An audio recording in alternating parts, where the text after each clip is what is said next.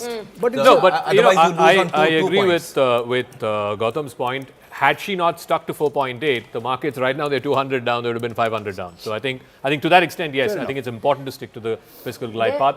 But again, coming back to the whole thing about the big complaint against the Modi government over the last 2-3 budgets was what's in it for the middle class. Now the middle class can't complain. No, I think that has been taken firmly care established. of. That's been established. That has been established for the next 2 budgets. I think she can exhale.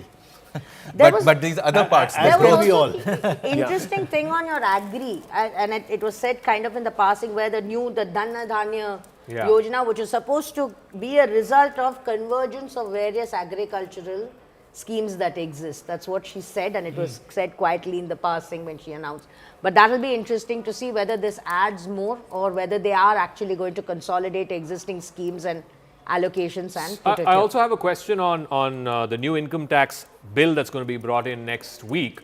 So what may that mean for the old tax regime, the new tax regime? By the way, all these slabs that we've announced, the change of rates, the change of slabs are for the new tax regime. So again, the government is pushing people to the new tax regime, incentivizing them to move to the new tax regime. I just want to quickly go through some of the things that could get cheaper potentially.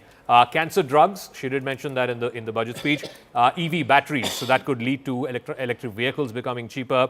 Mobile phones, again, that's something that a lot of our consumer base uses. Frozen fish paste, if anybody's interested in that.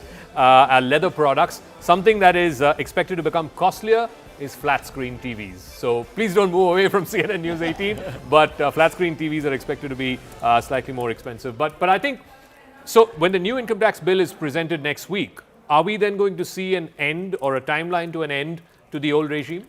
I think so. I hope so. I hope so, and I think so. But I don't know.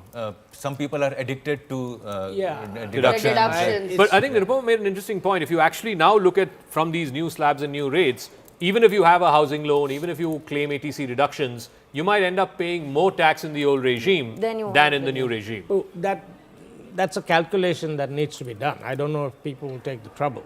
They'll just say. But simple is always better, and even these slabs are one too many, I would say. There are We five need to slabs go now. back to Slabs. You a need 3 to slab go down. structure, make it simple, make it No, but clean. slowly in time, because I think this is also a way to compensate for, to minimize the 1 lakh crore already that's being revenue that's foregone. being So you foregone, need to adjust for that. So maybe rationalization will happen maybe in the next 2 years till people, and once maybe more people shift on to the new scheme, then you'll have scale and volume as well. All right, Sunil Alag is also there. Sorry, Sunil, we couldn't come to you. I mean, this is why you should be here in the studio, you know. It's out of mind, out of sight, out of mind, as they say. But Sunil, your first thoughts on the budget. So my first thoughts are on the budget is, look, 75% is supposed to relate to a year. 25% is supposed to relate to the strategy and everything else. Everything that she's announced is 5 years from today, 5 years from next 5 years, we're going to spend. It's the current budget is very, very important. What she has done, the plus points are, of course, what you'll have all discussed is the tax which has gone. But then she's added that, look, this does not include, various taxes on your, what does it say? That it says that 12 lakhs to 7 lakhs. When your fine print comes out, you are not including what you made on certain items like gains. Like she just said, like gains. So we have to wait and see how much of that 12 lakhs you can keep to yourself. But it will help consumption. It will help inflation, which is there. And therefore, what is one point which you all have missed out on tourism? Tourism is very, very important for me because she's laid out a plan for 5 years. But look, for 1 year itself, you cannot lose focus. Don't go into 50 areas where India is large enough. Go into only 5 areas, which you must do this year. And those will create jobs, those who will create impulses, because nobody's talked about tourism. I am talking about tourism itself. Next 5 years, look, the Prime Minister is hung up on the poor. There's no question on it. Because he's done enough for the agriculture, and somebody talked about growth. They've given 4 areas, 4 engines of growth, which she's concentrating on. Now that might be an area which we need to discuss further. And tourism is very, very important because it creates jobs, it gives income, and we've got 50 areas in India. I didn't know we had 50 areas. So what is the plus point is the income tax, what she's done. But all the surcharges, we have no idea till the fine print comes out. You know, I've been watching Yes Minister and Yes Prime Minister. It's finally, 25 years ago that film came out, and BBC produced it. But it's still there, because ultimately when you see the fine print, the bureaucrats will finally have their say. They will put in an extra comma where they will control, they will do anything. But 12 lakhs is the only point where they've increased. I just want to add this. So what does this zero tax up to 12 lakhs actually mean for you? How much money do you get in your pocket? So we now have the budget document. So up to a person having an income with income up to 12 lakhs will get a benefit of 80,000. Person having an income of 16 lakhs will get a benefit of 50,000. Person having an income of 18 lakhs will get a benefit of 70,000. Person having an income of 20 lakhs will get a benefit of 90,000. Person having an income of 25 lakhs will get a benefit of 1 lakh 10, and anyone above 50 lakhs will also get 1 lakh 10. So this is what it boils down to. This is the brass tacks of how much money you will save with this, the minimum slab going from 7 lakhs to 12 lakhs. Look, I mean, those are significant numbers. Yeah. Let's, as I said, if the government was hoping for goodwill to accrue to it, it is going to get a lot of goodwill willy-nilly from this particular move. Now, if you're looking at people who study the economy, from their point of view, this would be an underwhelming budget. So I'm looking at you, and I'm asking you, therefore, is that the reason why we are seeing this sort of flatlining, or maybe even, I don't know the exact position right now, of the Sensex? And what do you think we've missed out on? And is this the path to 7.6 plus %, 7.8 plus %? So we missed nothing. Okay. But we missed an opportunity to bring growth into the country. Yeah. Just as a small aside, the first part of part 2 was tariff, etc. Where I think she's already talking to Donald Trump. The presence of Donald Trump is already there. How do you say that? Why so? All these tariff lines being cut, reduction of customs duty. So before the negotiations on direct one-to-one begin, already we are cleaning up whatever tariffs are there, maybe minimally. Did you hear Harley Davidson 7 in the budget lines have speech? been removed. I didn't. So that may be the final negotiation. No, but it's mostly been on overall, I cancer think drugs and all. this may help domestic industry also in some way, as it should. But overall, I think the budget has missed a big growth chance because you have 2 years to UP elections and then in 29. So these are the years, the first 2 years where the government can take risks. It can have fiscal imagination, it can have economic imagination and indulge and enable growth. In the last year, it won't be able to. So it's a little disappointing because I don't see much growth, and that's what the market is telling. There is no negative growth, by the way. So the markets are telling that it's flat. So it's a yawn for them. So we are seeing in the markets an uptick in FMCG stocks. That's been happening from the moment the income tax slabs were announced. See, what you are seeing is a political outreach to the middle classes. It's not just the increase of tax limit to 12 lakh. It's also the changes in rebate and the slabs. It's also changes for senior citizens and a whole bunch of things like on the rate for rent being raised. Basically, the idea is to put more money in people, make your money go longer in the at a time when increments may not be going up as much.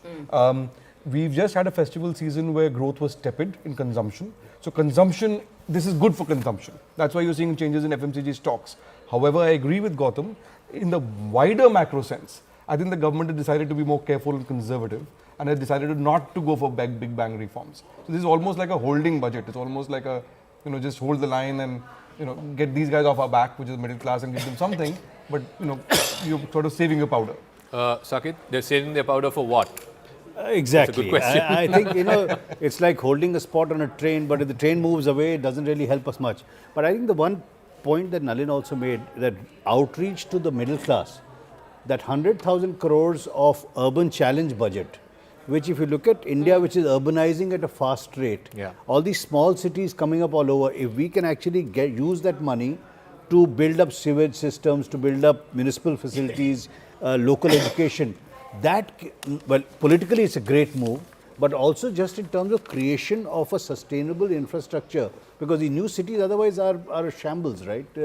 There's no planning, nothing. You're seeing That all can this in improve the a lot. budget? Yeah, You're our seeing- urban challenges come in the there's an budget. urban No, challenge. the money, yes, but So she specified what she wants, and they will basically, I mean, seemingly put cities to bid for this money based on what they do, which has worked with the aspirational Yes, cities. it for has. some. Correct. Before. And also for tourism as well, right? Your Correct. top 50 tourism sites and what I just you want do. to add this. I'm getting this from our editors in our input desk. So, while the finance minister has said that there will be zero tax up till 12 lakh rupees, it was 7 lakhs earlier, it's now 12 lakhs. There are still rates that are being put. So, 8 to 12 lakh rupees, for example, is 10% tax. So, basically, the clarification is that zero tax up until 12 lakhs because you can claim rebate under 87A. Earlier, the rebate under 87A, the limit was 7 lakhs. Now that rebate under 87A, that has now been upped to 12 lakhs. Does this make sense to you? Can you explain this to our viewers in layman language? It doesn't mean you necessarily are not paying tax, but you can claim rebate claim to the rebate. equivalent of the tax that you're paying. Because you have two brackets there, right? Like you have 4 to 8 is still at 5% and 8 to Correct. 12 is at 10%. 10%. So which means that, which is where it is. So there were two ways in which I was looking, and I'm not really a tax person. One is, this is for salaried and the rest of it is in Correct. terms of what is your non-salaried income, because you have other sources of income. So either whether this applies to the other sources of income which is not salaried income, or that's not whether clear. under that it is just a question of how much you can take as rebate or what would eventually end up as exemptions or whatever it is. Like pretty much like your old regime then kind of bleeding into your new regime. And also, this is only applicable for the new regime. It is not applicable for the old regime. So again, And also for the higher tax slabs, I mean, we've given enough, congratulations for the middle class. I wonder if the surcharge, I don't see any note of the surcharges going away or a clean coming out there. So we just need to read the full budget. I think You know, cesses and surcharges, the only change is in the custom duties. That's right. Where they've said in- only one will be paid. Exactly. Either the not surcharge- on personal Not on income. personal. Which is, I think, good. Yep. I'm also told that we'll be joined by Vedika Kedia from Grant Thornton, who could explain this to us. What does this mean? So while the FM said that till 12 lakhs, it's zero tax, but if you look at the slabs, 0 to 4 is nil, 4 to 8 is 5%, 8 to 12 is 10%.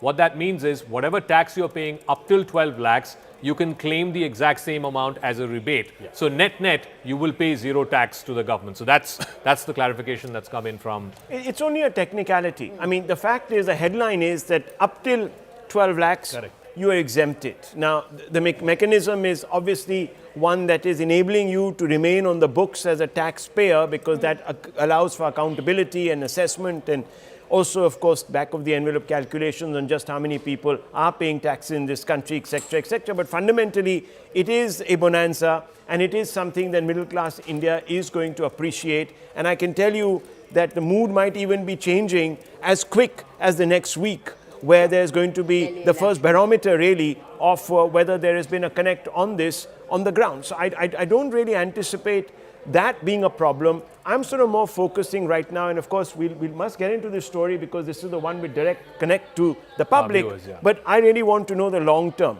implications of this budget, whether it's actually moving us in a direction which will help us sort of take on these headwinds and push up above that 8%, because if we have to become Viksit, then that's the number. I personally don't see it as a growth budget which is going to enable, the kind of growth that is required or to get us to I an mean, 8%. are we being dismissive of some of these big sort of announcements, which of course we have to remain. Cumulatively, maybe over the next, again, there's going to be a lag period. Maybe you'll see an 8% growth after 3 years, but we need 8% from now. Right? I mean, there may be a lag there and Nalin, what's the feedback that is now coming through the loop? The feedback that's coming through the loop is that, I'll read out a joke to you which somebody sent that, well, can we ask the finance minister to pay increments this year? That's just a joke, but the point is that it reflects a wider sentiment. I think the feedback that's coming is that India Inc., a lot of people are telling us off the record that, look, this is fine for the middle class, but this is not what we expected much more. India Inc. It's tepid. Okay. Vedika Kedia is also now joining us. She's from Grant Thornton, India. Vedika, can you explain this to our viewers? So the finance minister in her budget speech said up till 12 lakhs income, there's zero tax, but the slabs still exist. 4 to 8 is 5%, 8 to 12 is 10%, and 12 to 16 is 15%. what does that mean? What does it necessarily translate to? So basically, the finance minister wanted to give the benefit only for middle class individuals whose income is up to 12 lakhs. So they have introduced the benefit or the exemption in form of a rebate, and not exactly given a blanket exemption for everyone. So if your income is more than 12 lakhs, say if your income is 20 lakhs, then you'll have to follow the slab rates which they've given, and you will be required to pay a tax on your initial 12 lakhs, 12 lakh income also. It's not like 12 lakhs will be exempt and on other balance 8 lakhs you have to pay taxes only on that. Okay. It'll be like you'll have to pay taxes from, so it will be from 0 to 4 lakhs will be exempt as per the new slab rates that's been proposed, and from 4 to 8 lakhs there'll be 5%. So that is how it will be calculated. But if your income restricts only till 12 lakhs, then you will get a rebate of 60,000, which is being given by in form of a rebate and not as a blanket exemption to all the taxpayers. So help me understand this this like a is- layman. If you were explaining this to a 10-year-old, you will still end up paying 60,000 rupees as tax to the government if you're earning up to 12 lakhs, but you can claim that 60,000 back as a rebate. So net, you're paying zero tax. Is that what you're saying? It's not that you can claim it back. You can, that it's not like a refund that you get from the At the income time tax of filing department. itself. Okay, got it. You can claim it at the time of filing. It's a rebate. Okay. Basically, it's not a refund that you get. So back. also, could you explain if this applies only to the new regime? Is the old regime continuing the way it is? Is there anything that we know about Yes. whether the government wants This to? is only to the new regime. This is Is- only applicable to the new regime, not to the old regime. What about phasing out and doing away with the old regime? We were told, I think FY26 or FY27, the government will move out of the old regime. Now we're told by the minister that there will be a new income tax bill that will be introduced next week in Parliament. Do you think that will have some mention of when the old regime will end? We're assuming that should have some mention. Currently, in the finance bill, there's no mention about that, about phasing out the old regime. But yeah, considering that all the changes on all the benefits are being given under the new regime, it is clear that the government really wants to phase out. So we are expecting that within the new income tax bill, there will be some mention about that. So up until last year, and this is applicable for a lot of our colleagues as well, if you are, let's say, in the 15 lakh bracket or the 20 lakh bracket or the 25 lakh bracket, if you had a housing loan and if you had deductions in ATC, it made sense to still continue being on the old regime. But now with this, do you think that might change, that you would actually end up saving more in terms of the lesser taxes you pay to the government in the new regime and not in the old regime? So I think that calculation is still to be done, because we're still looking at the fine print and we're still analyzing what is the tax savings limit. If we actually, take out that ATC exemptions and those interest on housing loan, a part of benefits that were claimed. So because there has been a substantial revamp in the slab rates also under the new regime. So we'll have to just check the benefits or whether this will be more beneficial now to the taxpayer, even after the exemptions which were available under the new regime. So that, I think that analysis has to be done. Okay. All right. So we'll try and open our call lines as well. I'm sure our viewers will also have things to ask and questions as well as comments about the budget. From the point of view of our viewers, I think the most important thing is the tax rates for the new regime. I want to underline that again. Up till 12 lakhs net, you will be paying zero income tax because you can claim a rebate of up to 80,000 rupees under 87A, which means net till your 12 lakh income, you are paying zero tax to the government. Anything above that, it's there. The list is there as to, there you go, up to 8 lakhs. In the old tax, you save 30,000 rupees. The tax now is 20,000 rupees, so you have a saving of 10,000 rupees. So with each bracket, so anything less than 12 lakh rupees, you're paying zero tax. Old tax would have been 80,000. The tax now is 60,000, so which means you make a gain of 20,000 rupees. So you have those slabs. Also, because of reduction of customs duty in some items, electric vehicles expected to get cheaper, expected to get costlier, flat screen TVs, leather products are expected to get cheaper, cancer drugs are expected to get cheaper. This is the fine print. This is the devil in the detail that our viewers are interested in. But what about the big picture? And that's what our panelists here in the studio have been saying, that the big picture seems to have missed what was an opportunity. Can you explain, Saket, why you feel so? Well, I mean, I think we had the chance to take an initiative before all these external headwinds come to us. But more than that, we are in a good place, right? The markets, the equity markets are at a relative high. Our GST receipts have been quite robust. We are seeing at least a desire for industries to want to invest, provided there's demand, blah, blah, blah. So I think it was a chance where we could actually just push that into the next round. So I mean, that's the only thing that I'm really missing, that we have waited, maybe we waited like we did post-COVID, that we want to remain conservative and therefore we will not take any risk. But you know, risk-free returns on a T-bill are zero, right? So, I think we have some callers, so let's try and get some callers as well. Maybe they have a question or two for our experts. Mr. Ramesh Sundar Rao is calling us from Bhubaneswar. He's on the phone line. Good afternoon, Mr. Rao. Please go ahead and ask your question to our experts, please. Yeah. This is phenomenal for middle class. This was it, and that is it. That is when beyond expectation. Beyond expectations for the middle class. Thank you very much, Mr. Rao. I think, Rahul, that speaks to the point that you were trying to make. As I told you, I mean, this is going to be the standard response. And I'm sort of going through a lot of commentary on Twitter also, on the back of tweets that have been put out by PIB India, etc., announcing this or amplifying the announcement made by the Finance Minister. And there's a whole stack of goodwill that is flowing towards the government. In fact, let me give you some hard data, and this is interesting. I've just been able to sort of get my hands on this. This is how UPA and NDA sort of compare on their record on income tax exemption limits. So in 2005, it was 1 lakh. In 2012, 2 lakhs. In 2014, the needle was moved to about 2.5 lakhs as income tax exemption limit. In 2019, 5 lakhs. In 2023, 7 lakhs.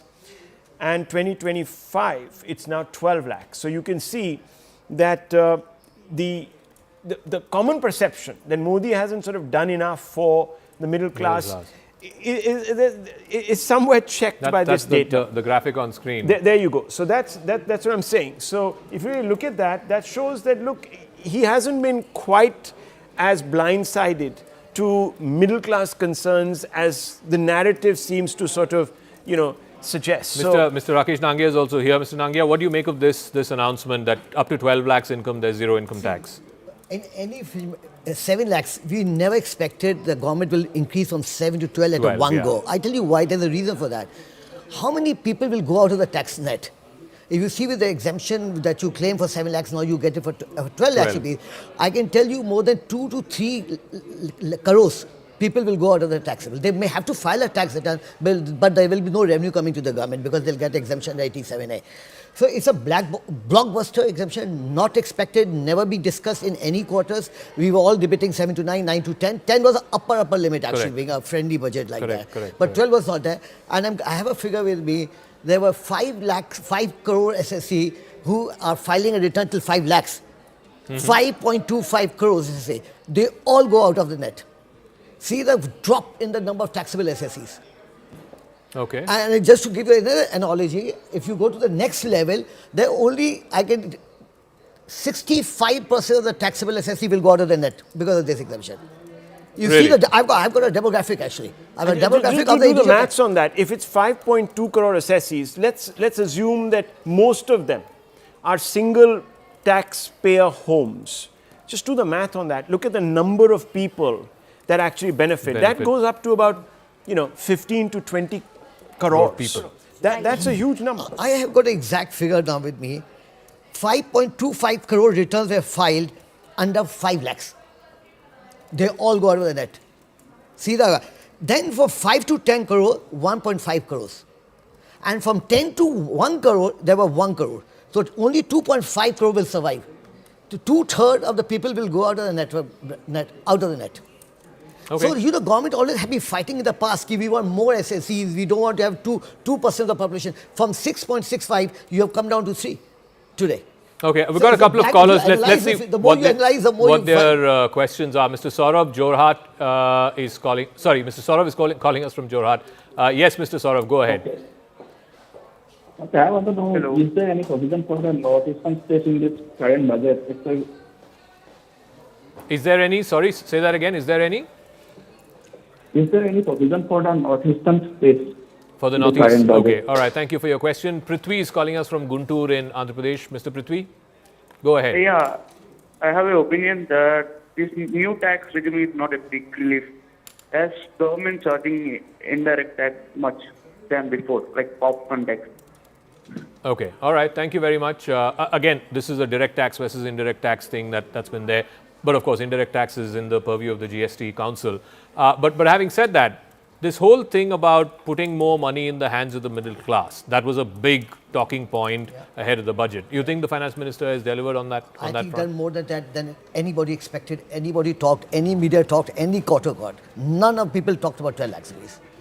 And this is like a big, I normally got, let's just say, anybody ever said in any forum, no one ever said it 12 lakhs. All right. We also have Mr. Rajat Dhar in the studios, but I'll come to you in just 1 second. I have to go across to CII, where my colleague Kritsween is joined by Mr. Sunil Kant Bunjal of the Hero Group. Kritsween.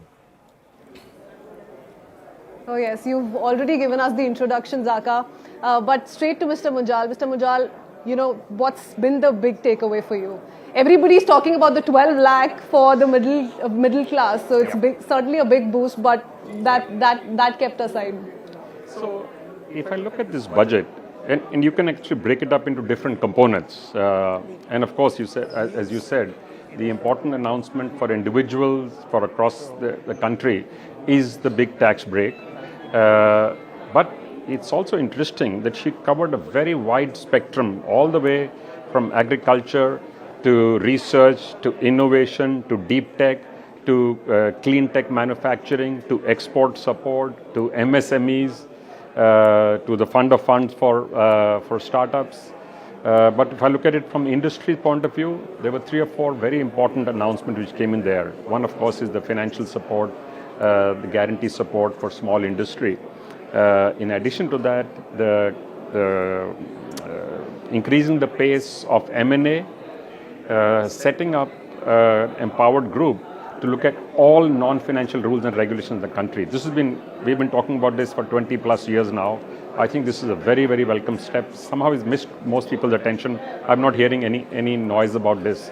I think it's critical because so far, for the last 50 years, we've tried to simplify our regulations. We've only tinkered with regulations, many of them which are over 100 years old, and they have no relevance in today's world.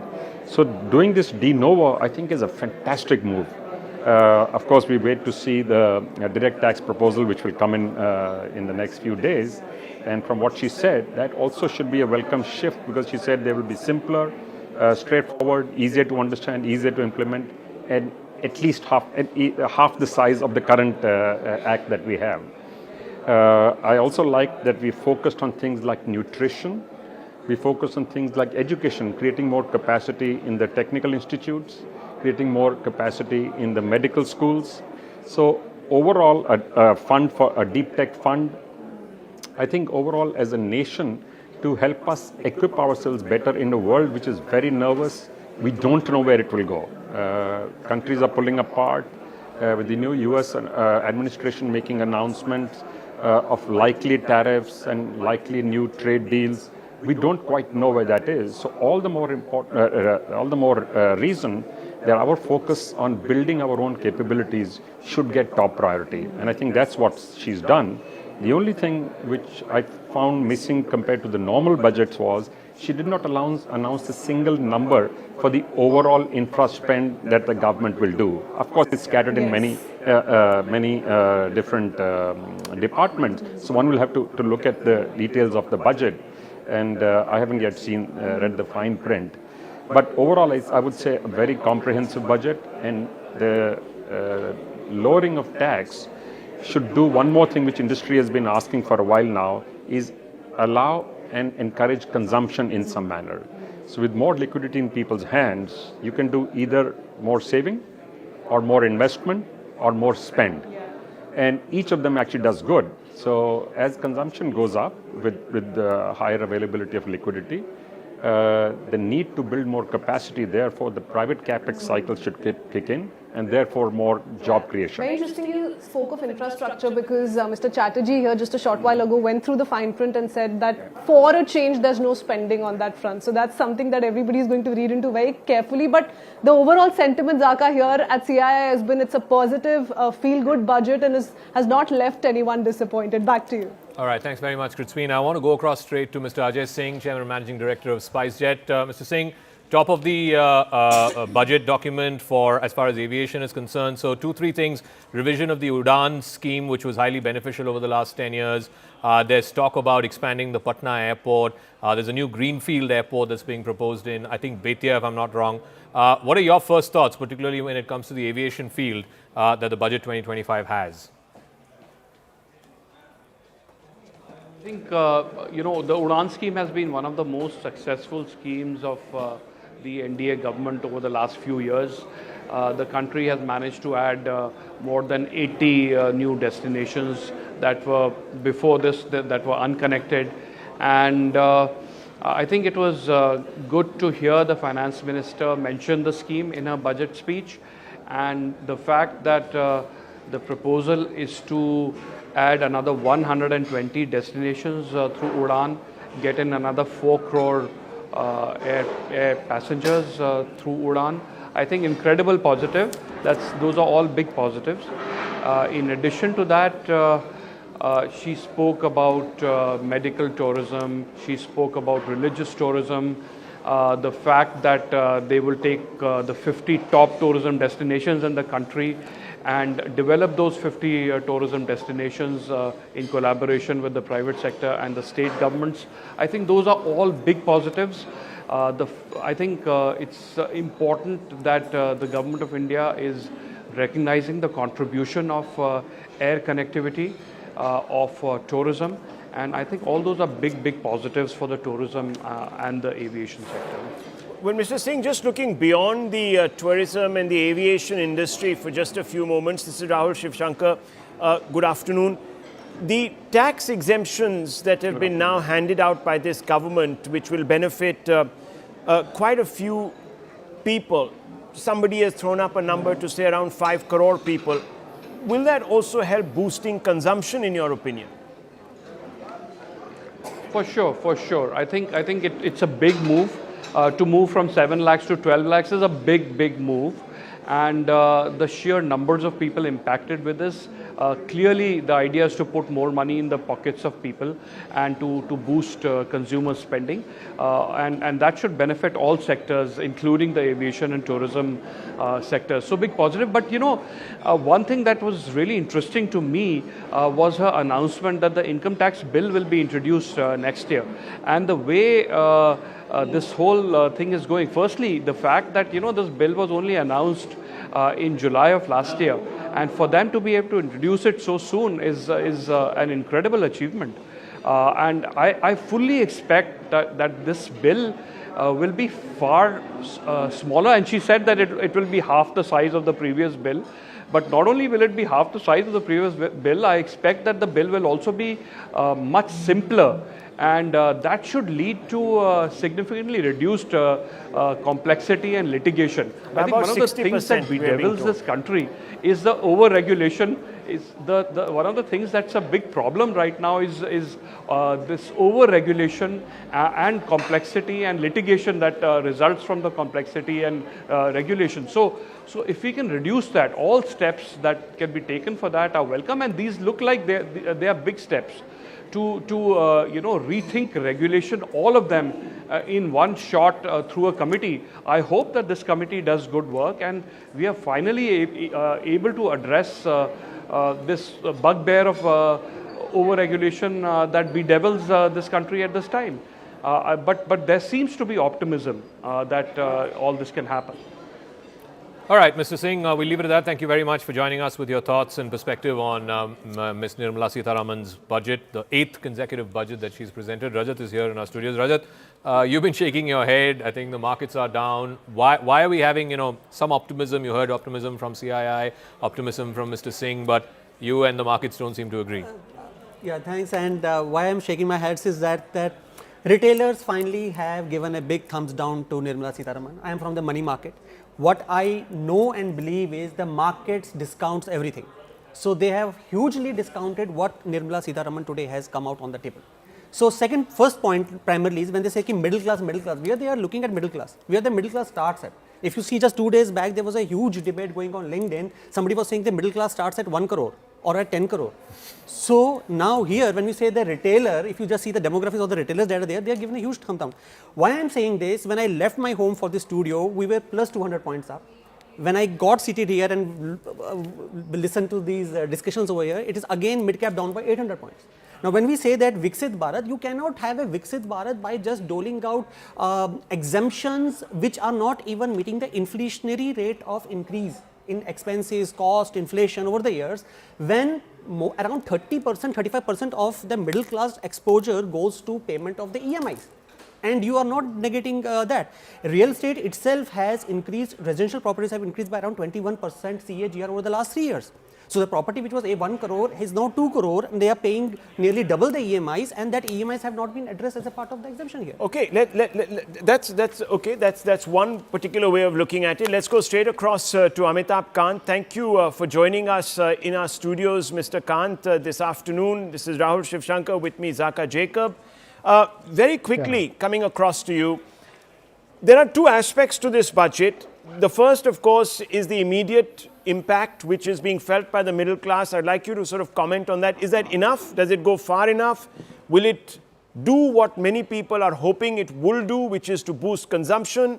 That's one. And the other aspect is, have we got lost in the headline and therefore we are not concentrating on the larger picture? Is this a budget therefore for growth that will take us beyond 8%? So Rahul, first and foremost, this budget, the attempt has been to provide a fillip to demand, push consumption in a big way, and give away about 1 lakh of crores of direct taxes, so that there's greater purchasing power in the hands of the middle class. That, to my mind, was important at this particular point of your economy.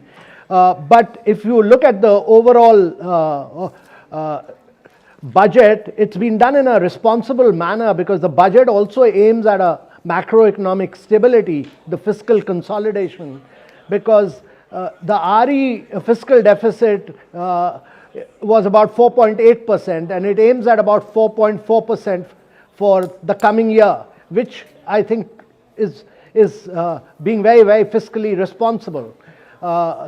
Because you also have the challenge of inflation, and therefore you need to do it in a disciplined manner.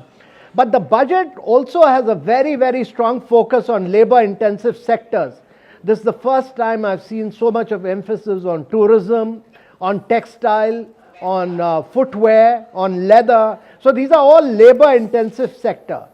The other is that the job creation in a big way happens through the startup movement, and to replenish the 10,000 crores for the startup fund of funds will have a multiplier impact, because for every rupee that will be put in by the fund of funds, you will have 4 more rupees being put on by the venture capitalists. So the multiplier impact will be enormous for the startup.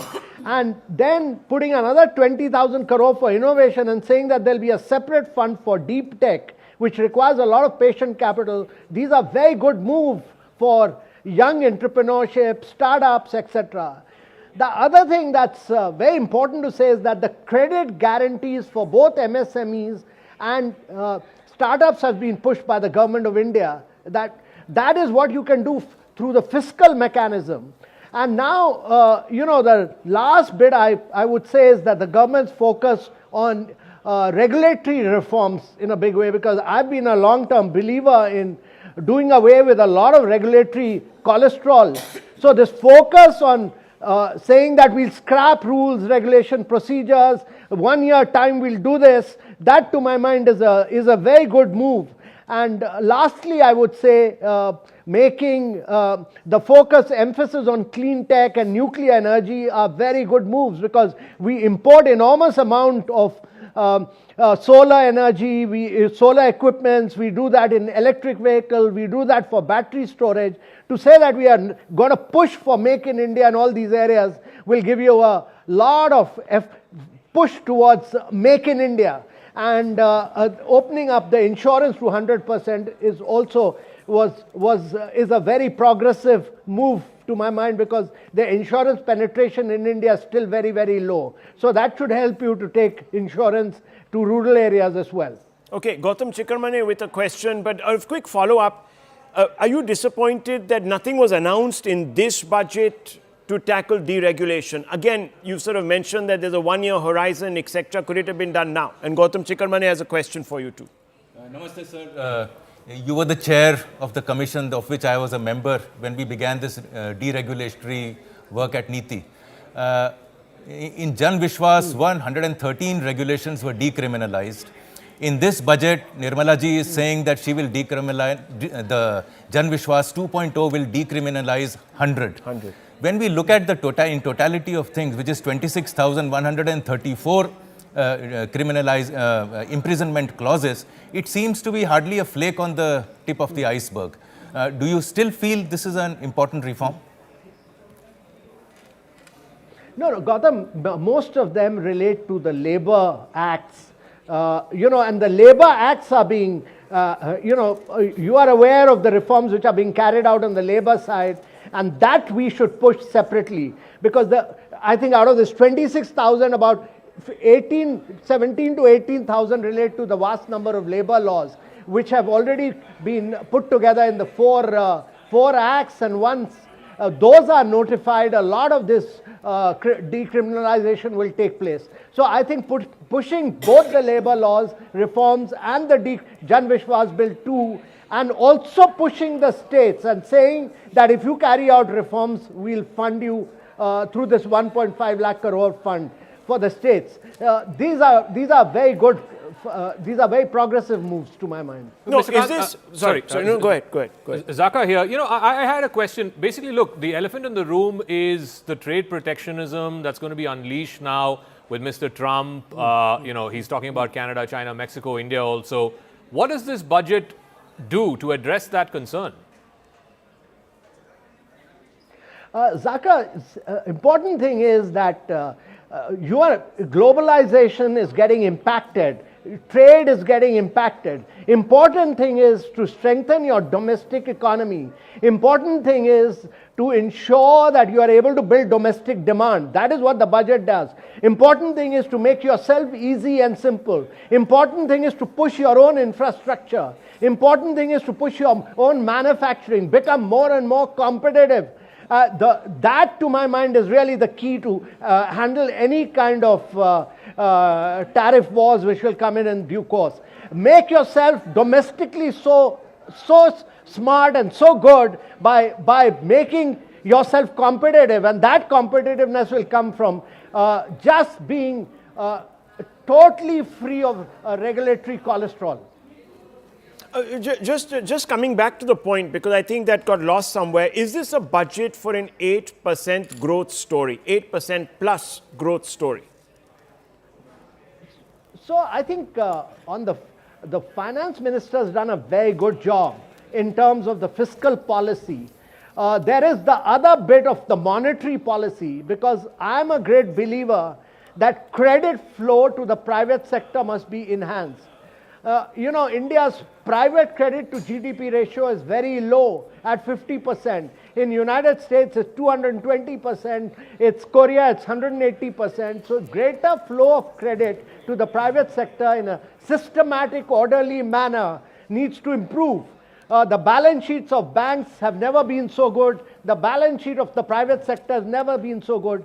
So now RBI needs to pick up the baton from the budget and take forward the credit flow to the private sector. Okay, well, we're not getting a straight answer to that question, aren't we? The market's perhaps giving us the straightest answer right now is...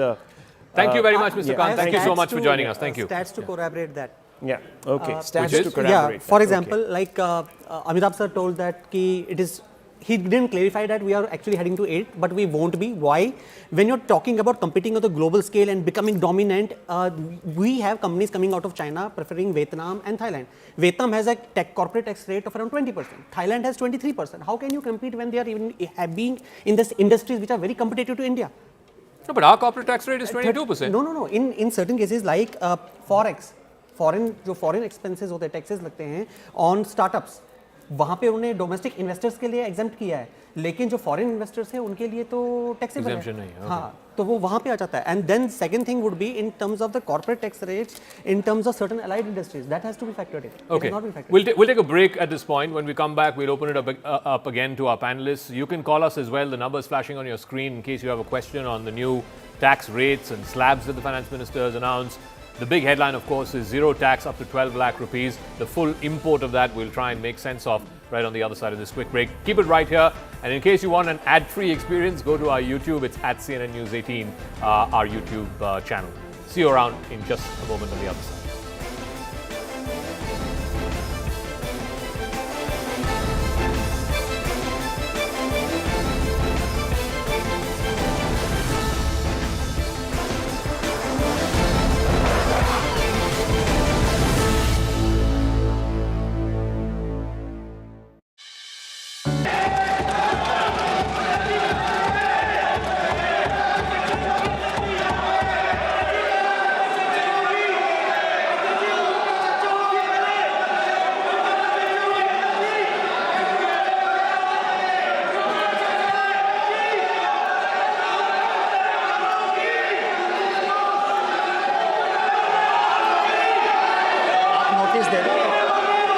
सदस्यगण, budget के बाद राज्यपाल अभिभाषण में आपको पर्याप्त अवसर दूंगा।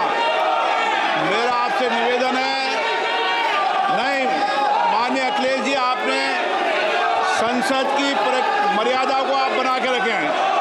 कभी बजट भाषण के अंदर इस तरीके का नहीं हुआ, ये उचित नहीं है, ये उचित नहीं है। अखिलेश जी प्लीज, मैं आपको मौका दूंगा राज्यपाल अभिभाषण पे, प्लीज। नो, ये तरीका ठीक नहीं है। No,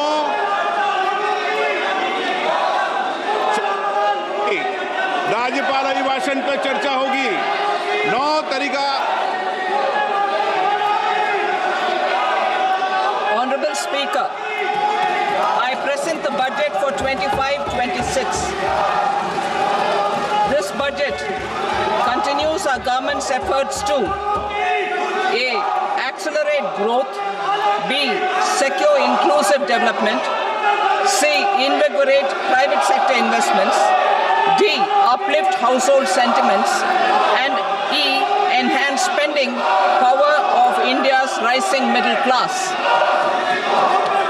Together, we embark on a journey to unlock our nation's tremendous potential for greater prosperity and global positioning under the leadership of Honorable Prime Minister Shri Narendra Modi. As we complete the first quarter of the 21st century, continuing geopolitical headwinds suggest lower global economic growth over the medium term. However, our aspiration for a Vikasit Bharat inspires us, and the transformative work we have done during our government's first 2 terms guides us to march forward resolutely. Our economy is the fastest growing among all major economies. Our development track record for the past 10 years and structural reforms have drawn global attention. Confidence in India's capability and potential has only grown in this period. We see the next 5 years as a unique opportunity to realize Sabka Vikas, stimulating balanced growth of all regions. The great Telugu poet and playwright Gurujada Apparao had said, "Deshamante matti kadoy, deshamante manushuloy," meaning a country is not just its soil, a country is its people. In line with this, for us, Vikasit Bharat encompasses zero poverty, 100% quality good school education, access to high quality, affordable and comprehensive health care, 100% skilled labor with meaningful employment, 70% women in economic activities, and farmers making our country the food basket of the world. In this budget, the proposed development measures span 10 broad areas, focusing on Garib, Youth, Annadata, and Nari, spurring agricultural growth and productivity, building rural prosperity and resilience, taking everyone together on an News 18 and TBS Bank Budget Day Studio.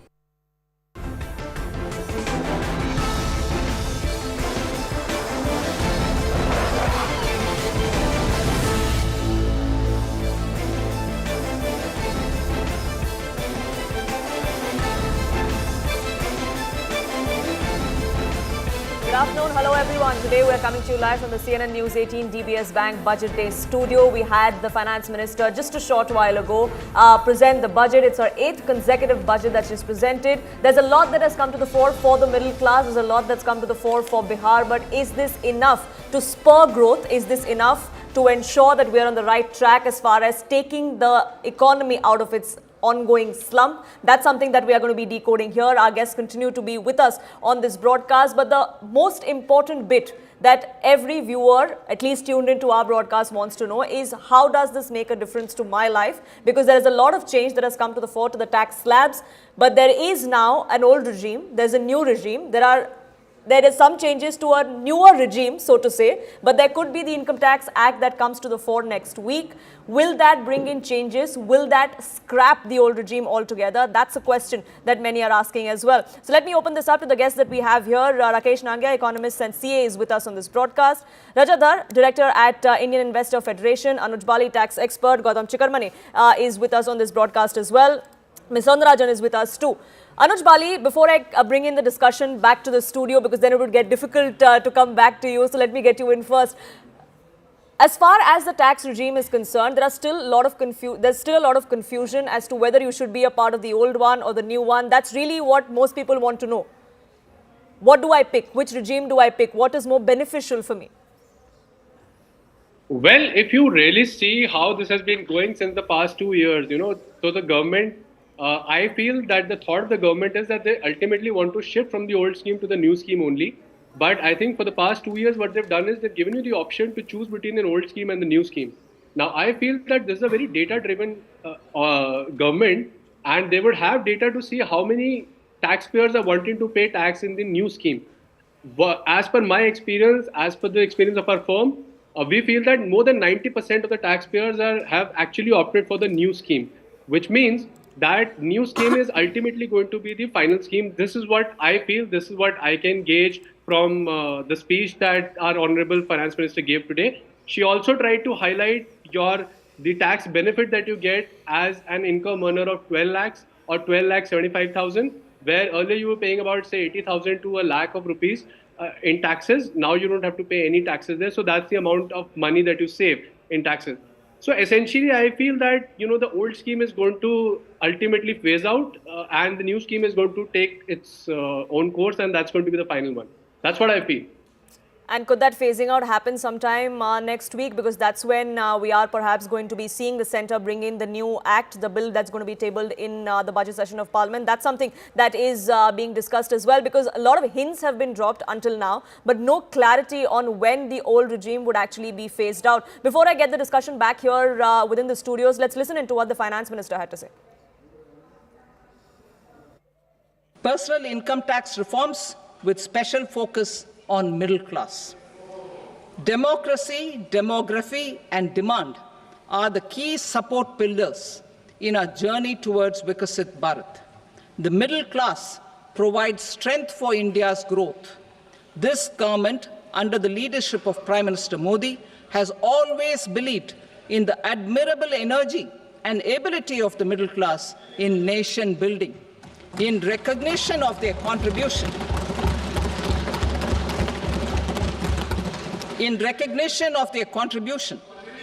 we have periodically reduced their tax burden.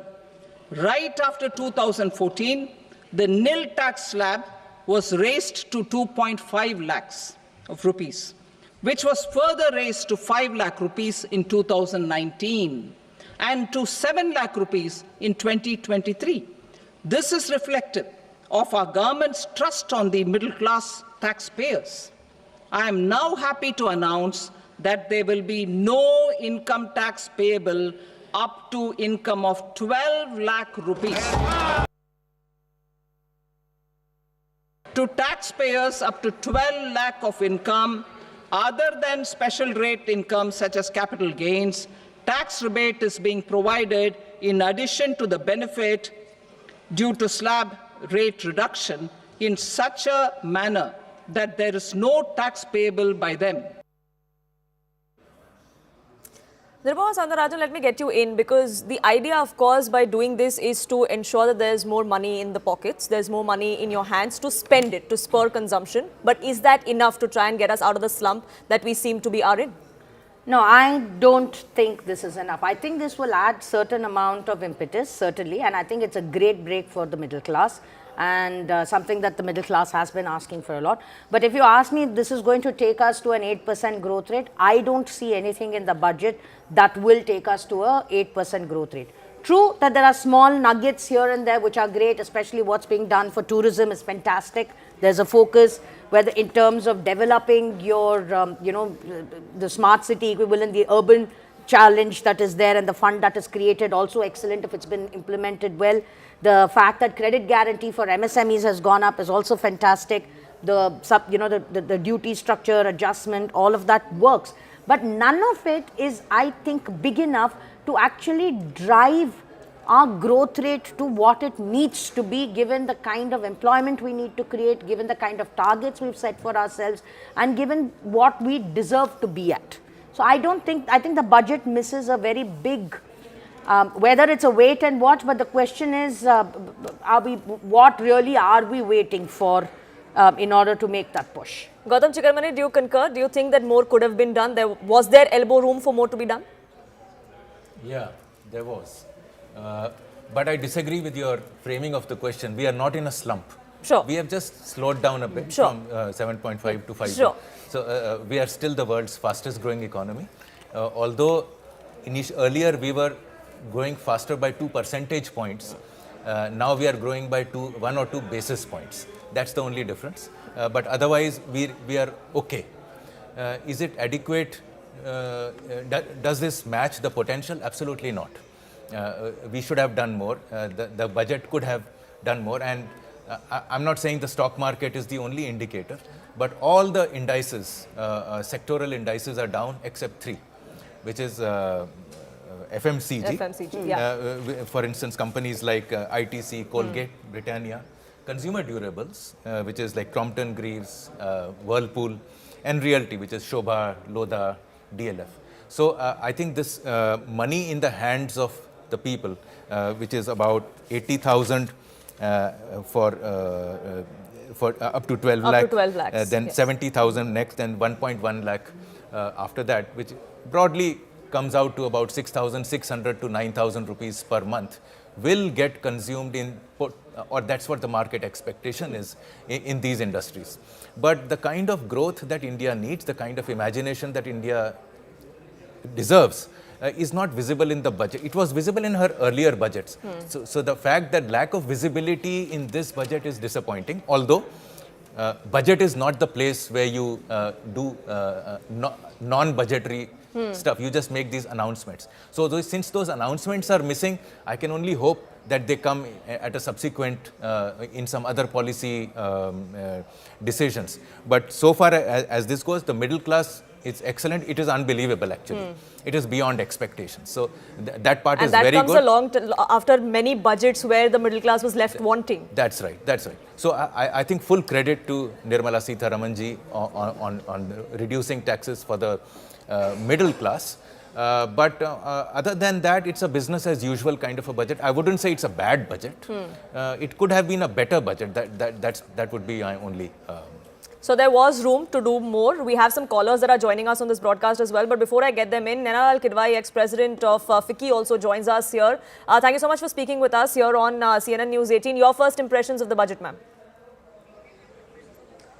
I'm actually pretty impressed by how welcome the steps are on helping demand and consumption in the economy by putting more money into the hands of the middle class.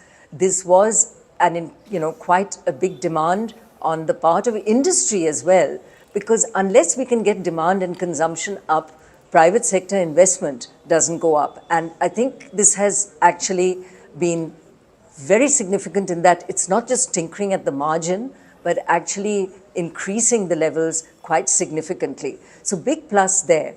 The commitment to continue on the fiscal deficit at 4.4% for the next year, and doing that while maintaining the CapEx, the capital expenditure budget, at about the same level as was committed in last year's budget, are showing that despite this being quite a tough juggling act, I mean, you're reducing taxes on one side, on the other maintaining CapEx, really, I think, going to be seen in the analysis of the detail.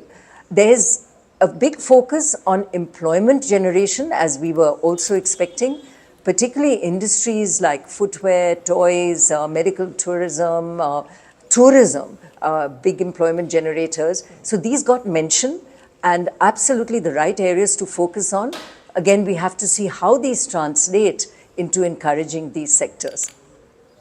As far as job creations is concerned, Nirmala Sitharaman, that was something that was looked at very keenly by a lot of people. It is something that has been the point of criticism for politically as well for this government as far as the unemployment track record goes. Do you think this budget does enough to address that issue? I think, can we ever do enough in terms of what the country needs? No. But it certainly highlights the employment generating industries, manufacturing and services as tourism, also agriculture. And there was quite a focus on agriculture, increasing productivity, and all of that which helps in terms of productive employment in agriculture will again bring better employment and also better income into the hands of our individuals. So I think the direction is right. Whether enough or not, a lot will depend on how quickly we can implement this. You know, there were several cautionary tales that came to the fore when the economic survey was tabled yesterday. The chief economic advisor did talk about a lot of things that the government should keep in mind.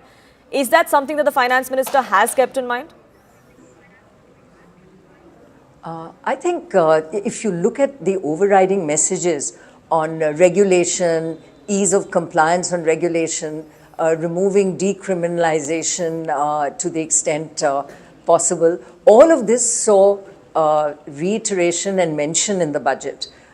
There's clearly an effort towards ease of business, improving regulation, and the finance minister mentioned trust in the hands of those that are regulated, so that people are treated on a relationship where if you file your tax return, that there's trust that you are doing it, rather than, we can only scrutinize you again and again to make sure that you haven't missed that last rupee. And to also make that compliance easier, both in terms of interpretation, but also allowing, for example, correction of returns over 4 years rather than 2 years, so that the penalty aspect goes away. I think all aspects of easing the regulatory burden and the compliance burden, even while we do a cleanup. And I think that cleanup will come through some of the missions that were announced, mission for manufacturing, mission for trade.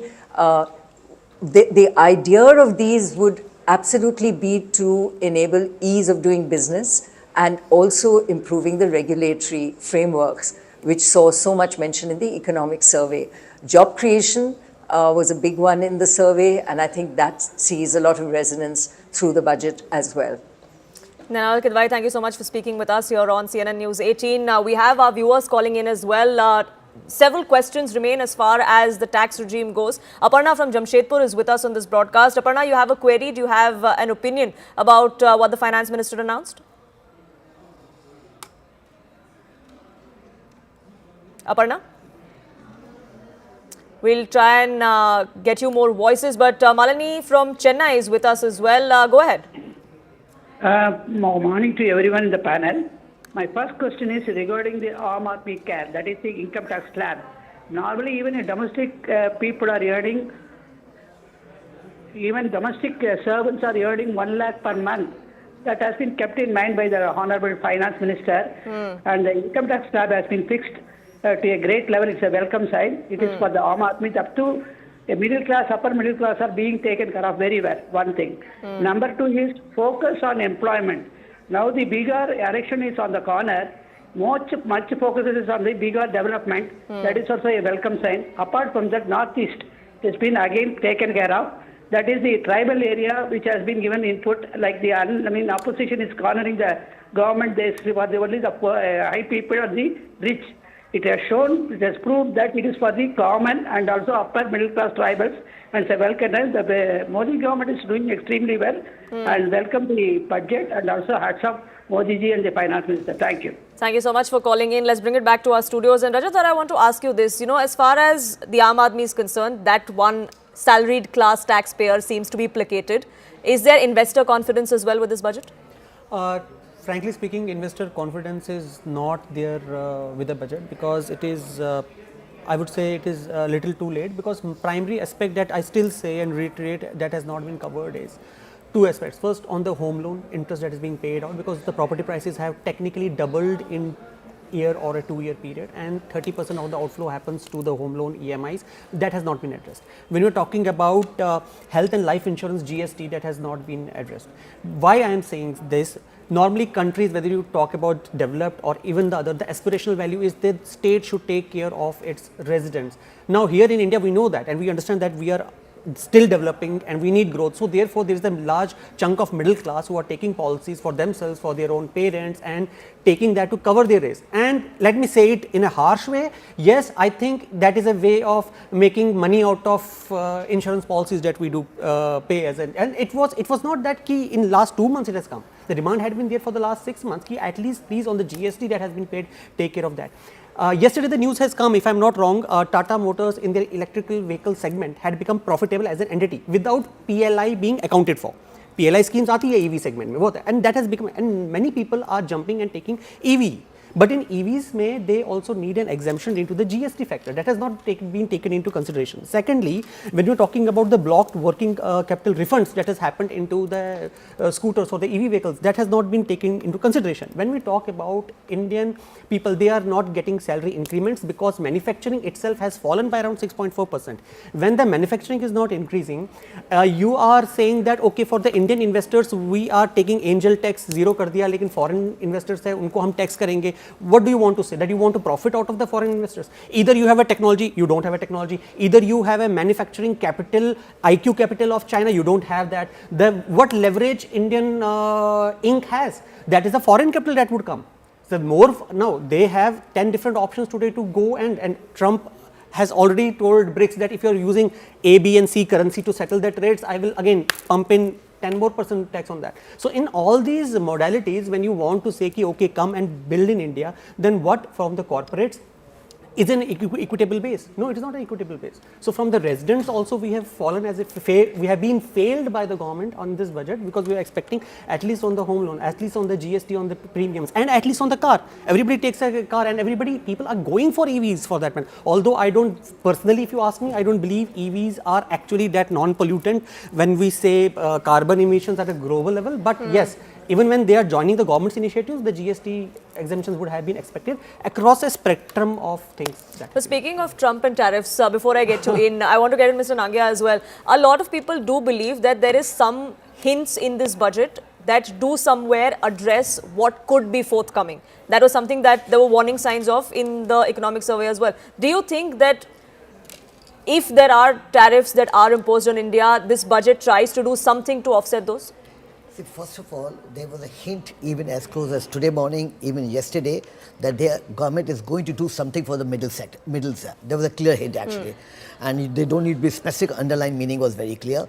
To that extent, it has been very well fructified. I have a simple thing actually. Has any budget since independence has given you a relief of close to 1 lakh rupees for the tax saving? We have always been talking about extra money in the pocket of a middle person. And you see historically from last even this 10 years with this government, you used to get 10,000 extra money in your pocket. It's the first time ever you have got 1 lakh rupees in your pocket. And I was saying in the morning, when you see your exemption, basically, you see your tax and you get 87A off, you don't pay taxes to what extent? How many people goes out to the taxable net? Do you see? They may be filing a return for compliance purpose, but they will not be paying any taxes. This is running into crores. Have any steps ever been taken in the past like that? I share with you a little bit of disappointment, what is also important. Let's take a little bit of thing which has not been satisfied basically. One is we expect a little bit more on the manufacturing side, a more boost on the manufacturing side, because they are a little lagging behind. Manufacturing is a core part of a GDP of the country and it is lagging. With service sector, we are close to 35% of GDP, which should have been more. So there should have been something more on the part of it. It's not they have done it something, but they have done to the expectation is concerned. Second is one thing which is the biggest disappointment, which I think have not been less talk, is the capital expenditure. Now if you see last year there was 11.11 lakh crore which was supposed to be spent on the work. And you go back, you just take a rewind back. There used to be almost like 20-25% of growth coming since last 5-7 years, which are coming. Last year was only 10%. This year it is close to 5-7 odd percent actually. There is one thing, they have not been able to spend that money. They said it in the last budget, if you need money, we'll give you the money. But even at 10 lakhs, 11 lakh crore is a substantial amount of the money which the government has been spending on it, which is close to 26-27% growth on a year-to-year basis, which is not seen in any part of the thing. So that part I agree with you. Disappointment, you should have given more thrust to the part. So the less money is coming in, but in standalone, 11.11 or 11.12 is still a very big and substantial amount of money is concerned. And I think one more could have been addressed. The government has addressed it, but we need to really dissect it. Is on the employment. Unemployment is a little bit an issue, but there has been a good gainful employment. If you see the yesterday's survey, there has been a drop in last 10 years of more than half of the unemployed people. 50% drop is there in last 10 years. So I don't have the exact figures, but could have been a little bit more, would have been an extra effort. But from personal income tax point of view, sorry, I will be happy to talk to him on offhand on a lot of things which I could answer these questions. You have to see this is a budget. It's a budget which is dealing with a different matter. It's dealing as a country as a whole. Sure. It can't deal with one specific policy, one specific person actually. So you have to see historically as a country, have they dealt with the majority thing? Answer is yes. The expectation so out of a checklist of 10, have they at least managed to tick off, say, 7 or 8? And if that's something that has been done, then perhaps we could count it as a budget that we can do with. You had a point to make before I get in a viewer who's just called in. No, I think just to react to what Rajat also said, I think a lot of the GST related bits usually don't come out in the budget. They're left to the ambit of the GST Council. So maybe you'll see that happening over the course of the year, through the meetings. But I think that was the limited point I wanted to make. And as far as the rest is concerned, sure, I mean, they will all have an impact as far as the economy is concerned. For middle class, it's brilliant, and I think it's been great signaling and it's much needed. So on that front, you need to be very happy. But on the rest, I think, as you said, could more have been done? Certainly. And is that something that we feel after every budget, that sure, something more could have been done? I just want to answer the question you had asked earlier, but it got distracted, which is that on tariffs. I think the first part of part B, she is talking to Donald Trump directly. She has removed 7 lines of tariffs. She has removed 36 she has removed customs duty on 36 medicines. So in fact, a large part of the first quarter or first 1/3 of part B of her speech is devoted to tariffs. She's sending a signal that India is ready to negotiate on tariffs with Trump, and I think that's a good step. We don't need to get animated about it, and all these threats that India is a tariff breaker and this and all those labeling that Trump has been doing.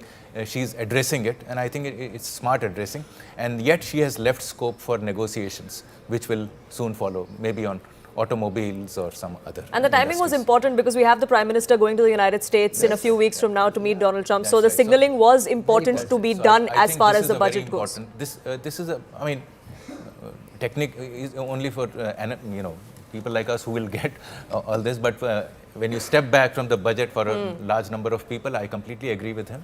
This is beyond expectations. And I disagree with you, sir, on the real estate. Real estate prices may have gone up, but then you move away. I mean, that's an asset thing. It happens everywhere in every asset. In stocks, the market value goes beyond its earnings. Many things happen. And if you cannot afford a house in, let us say, Jorbagh, then you move to Karol Bagh or you move to Noida. So I think it's unfair to... so when you have a housing for all, that goes for lower section of the society, but once it comes to the middle class, we can have all the excuses for us. Don't go there, don't do this. Okay, government is taxing you on GST, let that. On the medical policy, be it. Don't take a policy. Go for the... Sure, but maybe this is a case of you can't... Be at the mercy of the eat government. Eat your cake and have two. It's just perhaps that's what's coming in with this budget, like it perhaps comes in every single year. Unfortunately, I have to take a quick pause here. I request all of you to stay on with us. A quick break. We'll be back in just a few minutes.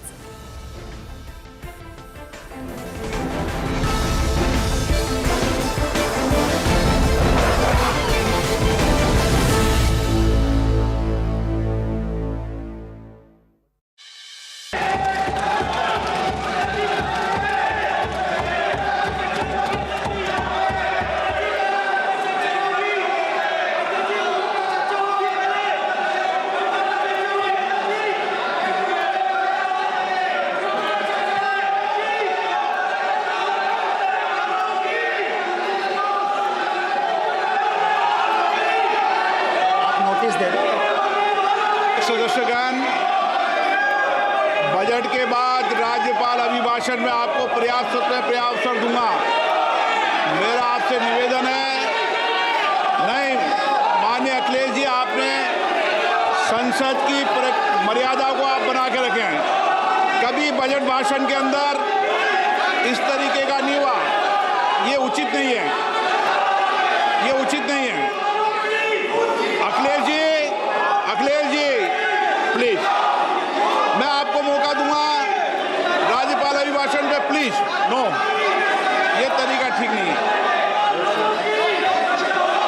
No,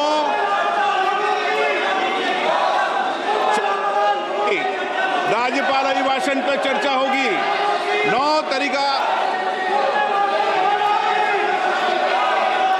Honorable Speaker, I present the budget for 25-26. This budget continues our government's efforts to A. Accelerate growth, B. Secure inclusive development, C. Invigorate private sector investments, D. Uplift household sentiments, and E. Enhance spending power of India's rising middle class.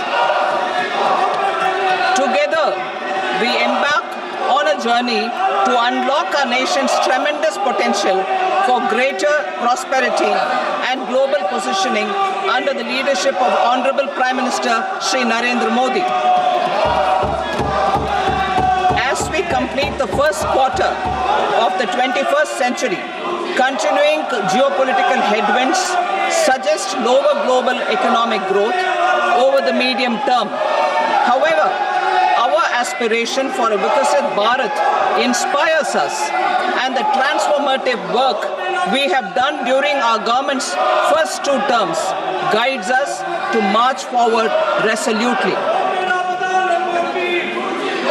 Our economy is the fastest growing among all major economies. Our development track record for the past 10 years and structural reforms have drawn global attention. Confidence in India's capability and potential has only grown in this period. We see the next 5 years as a unique opportunity to realize Sabka Vikas, stimulating balanced growth of all regions. The great Telugu poet and playwright Gurujada Apparao had said, "Deshamante matti kadoy, deshamante manushuloy," meaning a country is not just its soil, a country is its people.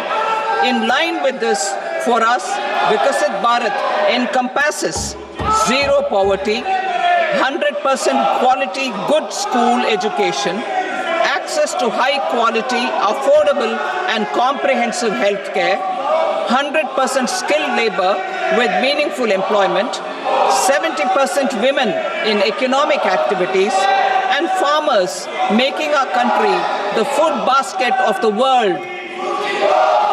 In this budget, the proposed development measures span 10 broad areas focusing on Garib, Youth, Annadata and Nari, spurring agricultural growth and productivity, building rural prosperity and resilience, taking everyone together on an inclusive growth path, boosting manufacturing and furthering Make in India, supporting MSMEs, enabling employment-led development, investing in people, economy and innovation, securing energy. CNN News 18 and DBS Bank Budget Day Studio.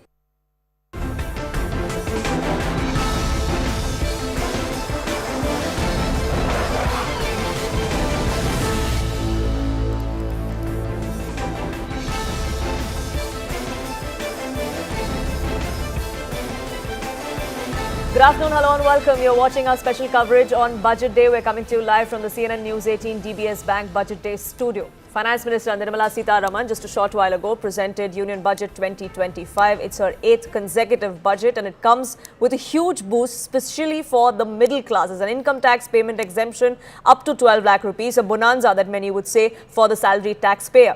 This step will prove to be a major relief which will leave the Aam Aadmi with more money in their hands. The assumption is that will ensure that there is more consumption, will spur the economy as well. TCS threshold has also been raised from 7 to 10 lakh rupees. There's a push for education. There are 3 centers of excellence for artificial intelligence that are going to be established as well. Capacity of IITs and medical colleges is set to be expanded too. The union budget comes also at a time when there are several changing strategic geopolitics that we're seeing, especially with the kind of tariffs that Donald Trump, the US president, is threatening. China is in the game as well. At that time, there are several cuts, several decisions that have been taken by the finance minister to try and offset that. Major allocations have been made for Bihar specifically. Remember, it's a state that goes to polls later in the year. Finance Minister Sitharaman announced that there will be a Makhana board that is established for Bihar. There's training support that is going to be provided to these farmers as well. Several airports are going to come up in Bihar too. The budget aims to boost infrastructure capacity of Bihar. It facilitates establishment of greenfield airports. There's support for Western Kosi project that is announced as well. What is also interesting is that there is going to be the new Income Tax Act that will come into effect once the bill is tabled in the upcoming session, which is going to happen in the upcoming week in this session, in fact. Let's listen into what the Finance Minister had to say. Personal income tax reforms with special focus on middle class. Democracy, demography and demand are the key support pillars in our journey towards Vikasit Bharat. The middle class provides strength for India's growth. This government, under the leadership of Prime Minister Modi, has always believed in the admirable energy and ability of the middle class in nation building. In recognition of their contribution,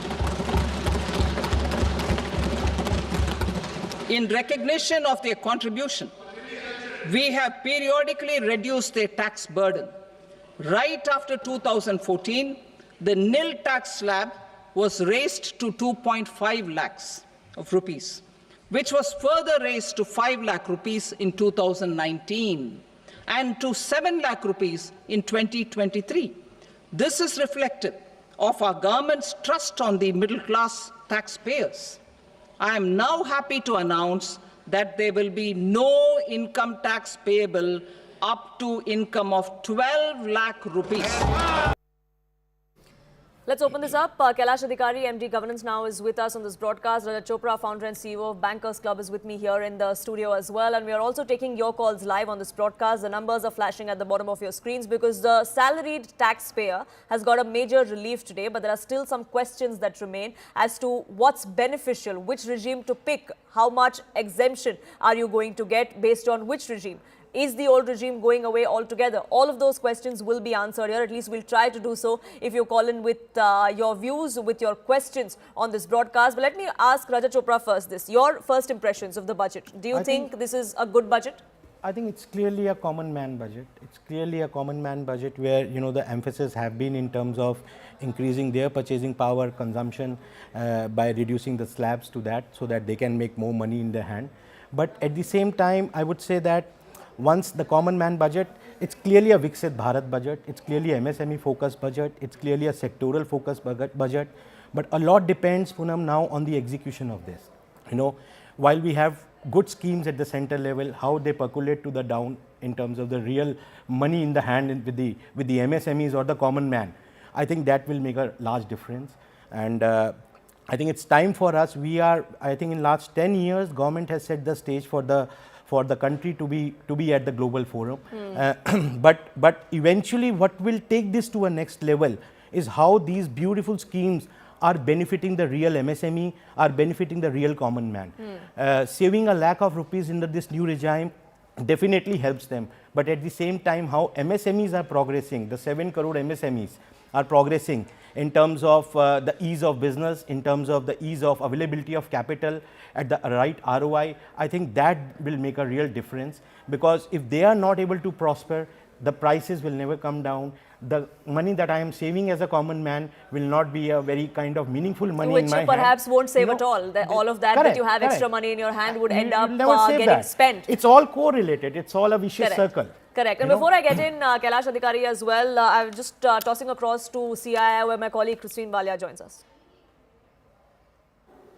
Oh yes, Poonam, as promised, top CII voices with us here on CNN News 18. Mr. Chandrajit Banerjee, Director General CII with us here. Thank you so much for speaking to us, sir. You know, one thing which was being spoken of in the run-up to Nirmala Sitharaman's announcement was nothing like it if this budget accelerates growth, you know, if it ensures deregulation to a certain extent and, of course, decriminalizes initiative. And safe to say, I think we've achieved all of that, or at least on the path to? All three, plus more, if I may say, because one big ask was also consumption demand. And how do you boost consumption? And I think the way it has really focused on consumption, the middle class, the lower income bracket, the entire focus on easing of tax returns, so to say, a huge focus on seeing to it how we can generate savings, we can ease the type of the basket that we see in terms of a middle income group or a lower income group expenditure pattern in terms of healthcare and food, etc. Brilliant, actually. And look at the way one has also addressed the supply side in terms of agriculture, which actually addresses a huge issue. I mean, there are a series of things one can talk about agriculture, but cutting that out of what she has done. But I think to come to the point that eases the supply side of it in terms of inflation.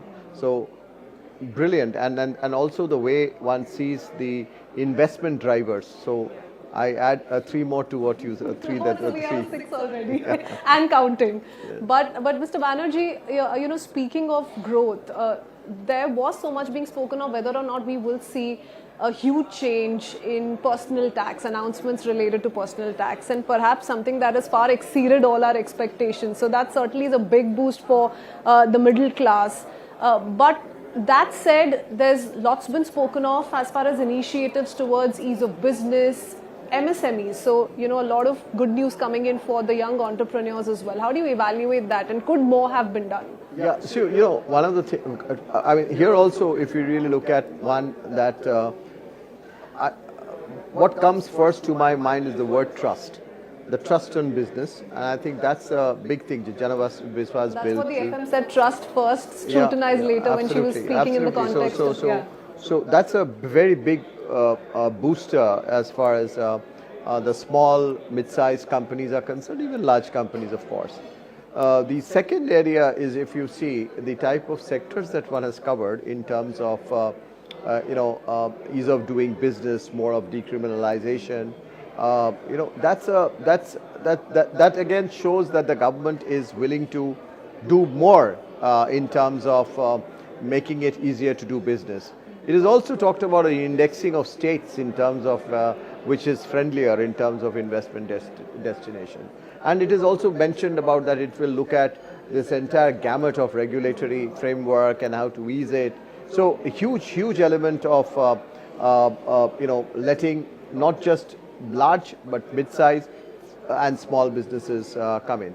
If you really look at sectors also, if you really look at the sector like the toy sector, say for instance, sectors of those specific many other sectors which have been mentioned, which really triggers off not just investment by small companies and younger companies, but also it tremendously sort of bolsters employment. So both pretty well covered. Do you sense, Mr. Banerjee, a little bit of a shift from the conventional? We would see huge announcements around infrastructure. So has there been a gradual shift, would you say, or some sort of experimenting, perhaps testing the waters that's being attempted by the government in giving more to the common man, increasing their spending power, giving more to businesses, innovators? See, I see that in a way like, CapEx has been, government has done the heavy lifting post-COVID tremendously. But I don't see that it's been, completely out. I see the focus being much more qualitative. There is focus on rural, there is focus on digital infrastructure. There has also been, the state's participation, which was really critical and important. The 50-year loan-free, interest-free loan. That's an important, announcement that has come in. If you really look at again the capex which has been directed towards rural, these are all very critical. And through the consumption demand which spurs, in private sector demand also brings in. The prudence it is shown also, to balance with the fiscal prudence. But I think all of this will help crowd in the private sector investments.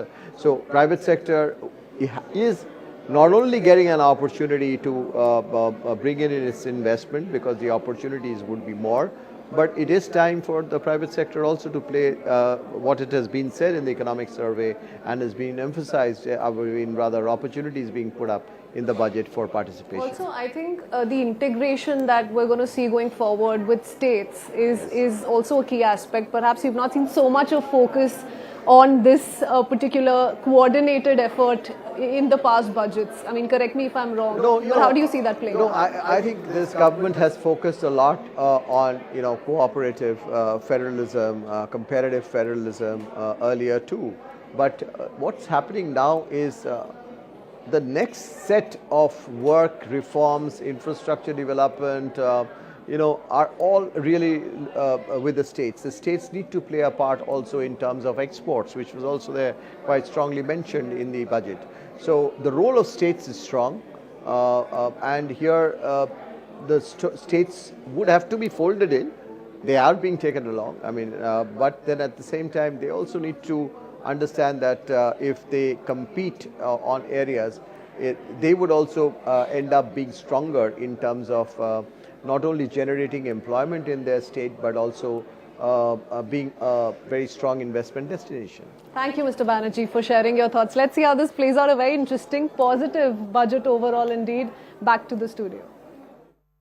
For that, Christine, before we get in our expert comments here, there's some breaking news that's now coming in as far as relief for the salaried class, for the salaried taxpayer is concerned. Government sources are now telling us that over 85% of the personal income taxpayers are going to be benefiting from this announcement that has come to the fore in this budget. They are not going to be needing to pay any income tax under the new regime now. This, of course, is aimed in a big way at a majority of taxpayers in the country, most of whom earn below 12.75 lakh rupees. That is what is featured in this budget, keeping majority of the middle class in mind. This decision has been taken, and it's quite a leap from 7 to about 12 lakhs. That's the jump that has been made this time around in the revision of tax exemption. Aman, my colleague, joining us, getting us more perspective on that. Aman, what else have you gathered from your sources within the government? See, Poonam, just to explain the scale of this move, the government which has done that till 12.75 lakh, if you earn a yearly income, you will not have to pay any income tax. 12 lakh plus 75,000 standard deduction. The figures that we have from the government, last assessment year figures available of assessment year 21-22, about 6.33 crore people had filed their income tax returns for personal income tax. Out of them, 5.5 crore people had an annual income of less than rupees 10 lakhs. So a majority of India has an annual income of less than rupees 10 lakhs when it comes to salaried people. In the current regime, if it goes up to 12.75 lakh as the government has now proposed in the union budget, nearly 85% of taxpayers in the country, the personal income taxpayers, will not have to pay any income tax. That is the scale of this move, and that is why the government is foregoing nearly rupees 1 lakh crore in annual revenue from income tax returns. Also, the government is saying that all these people, in fact, have to move to the new tax regime to get benefit of the same. And there's also increasing adoption of the new tax regime. The latest figures we have from the last assessment year is that nearly 72% people in the country, the personal income taxpayers, have already moved to the new tax regime. Only 28% people remain on the old tax regime. So the government is anticipating with this latest move of exempting people up to 12.75 lakh rupees a year's annual income, there will be bigger shift towards the new tax regime because these people will not have to pay any income tax. So if all the people move to a new income tax regime who are earning less than rupees 12.75 lakh a year, nearly 85% of India's taxpayers, personal income taxpayers, will not have to pay income tax. That is the big scale of this move. And as I said, government is foregoing nearly rupees 1 lakh crore on this particular move. So big move there, but what happens to the old regime? Does that go out completely? That's another question that many are asking as well. We'll perhaps get answers to that when the new income tax act does come in, when the bill is presented in the parliament next week in this session. Aman, for the moment, thank you so much for getting us perspective on that. We have our guests joining us, getting us expert opinions about this particular budget. If this is the finance minister hitting the nail on its head, or was there elbow room to do more? Nikhil Chandna, partner at Grant Thornton Bharat, is joining us here. Manish Sharma, chair of FICCI Committee on Electronics and White Goods Manufacturing, chairman of Panasonic Life Solutions, is with us here as well. Kailash continues to be with us. Rajat Chopra is with us as well. Let me begin by asking Mr. Sharma though, what's your first impression of the budget? Do you think enough has been done to boost confidence, to spur growth as we would have liked? Yes, so three quick reflections. I think the first one, over last 5 to 6 years, I've noticed, and coming in from engineering background, I must say that the structured approach still continues, because if you're not able to measure anything, you can't monitor its progress. So 10 focus areas and a very structured approach. Second is a lot of strategic announcements, and in specific what will benefit the manufacturing industry. I think the announcement of National Manufacturing Mission, we need to look at the fine print and the details of how it is going to span out in the time to come. And second in particular, I was impressed with the announcement of Bharat TradeNet, wherein I think we experience, because electronics is something which cuts across various industries and applications, and the need is such that inter-ministerial, inter-industry body needs to be enabled, wherein the policy interventions can witness faster consensus and decision making. So if a commerce and a MSME and a revenue is coming together for this purpose, is a delight to look at. And tactically, I think a lot of announcements happened today, and in particular the rationalization of tariff structures will definitely bring in a lot of ease, and I believe it will also let the industry measure of what is coming in consistently and what rate, and this will have a significant rub off in the time to come. And as I said, rationalization of custom duties on interactive display panels, there was a intervention announced on open cell for televisions, which will improve the competitiveness of domestic manufacturing of televisions from now onwards. So a lot of decisions have come to the fore, also keeping in mind the changing geopolitics, as was cautioned by the Chief Economic Advisor in the Economic Survey as well. But let me get in Mr. Chandna on this, because the biggest benefactor perhaps in the class that seems to be the happiest today is the salaried middle class. A big jump, a big leap coming in from exemption of 7 lakhs to straight away to 12 lakhs. But does this simplify life for people? Yeah, so I think you rightly said, there's a biggest saving which has been given to the middle taxpayers, and we have to see how it will changes the life of the people. Just to give you a perspective, the kind of savings people will have. First of all, let me clarify. I think there's a lot of doubt on that if people have income of 15 lakhs, still this 12 lakh benefit is given to them. No. then the benefit of the new slab rate will be something which people will have. However, if a people have income of 12 lakh plus 75,000, which is 12.75, then only they don't need to pay the taxes. And the saving, if you ask me, vis-a-vis the old vis-a-vis the new tax regime earlier and now, there's a substantial saving of 83,200, which is going in the hands of the people. I think that exactly give you a liquidity of almost 7,000 rupees per month, which people can spend. And I think yesterday with the economic survey being out, I think the biggest the worry is the liquidity crunch in the market and consumption, which this will increase.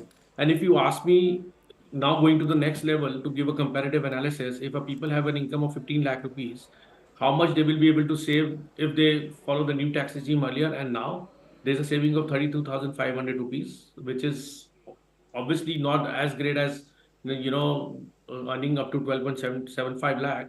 But yeah, there's a saving. And then if a people have an income of 30 lakh rupees, where they have a 30% of because above 24 lakh there's a 30% tax rate which comes into the picture.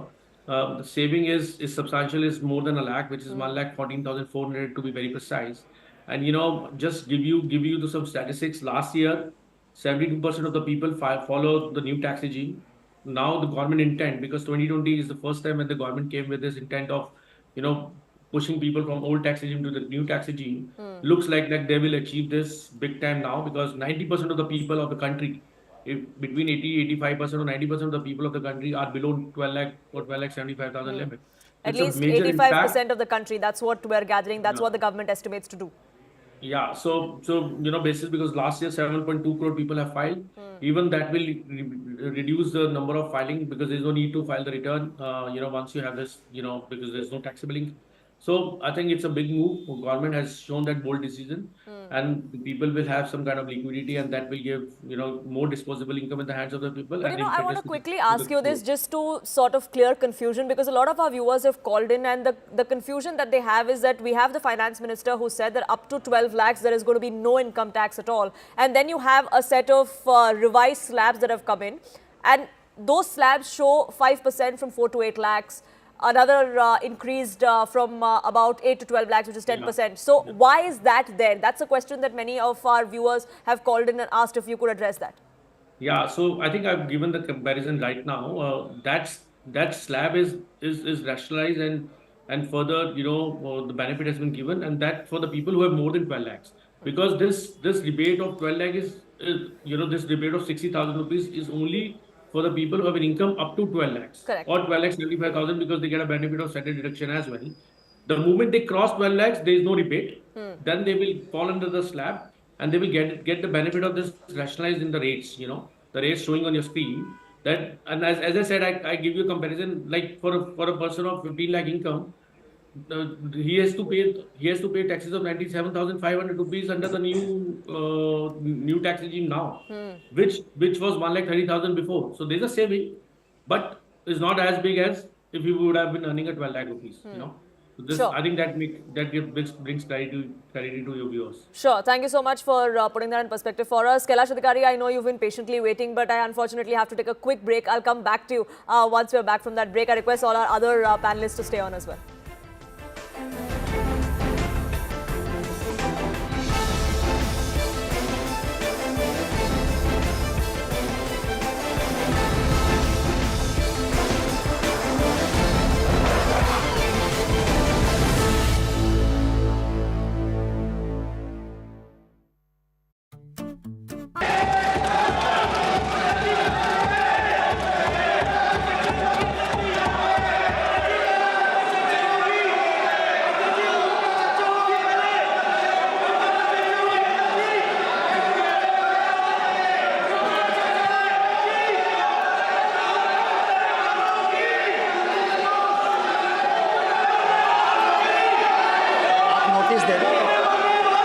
सदस्यगण, budget के बाद राज्यपाल अभिभाषण में आपको पर्याप्त अवसर दूंगा।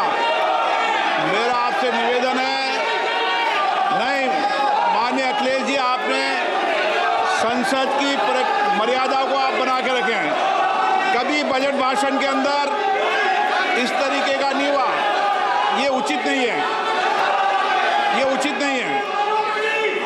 Akhilesh ji please, मैं आपको मौका दूंगा राज्यपाल अभिभाषण पे, प्लीज।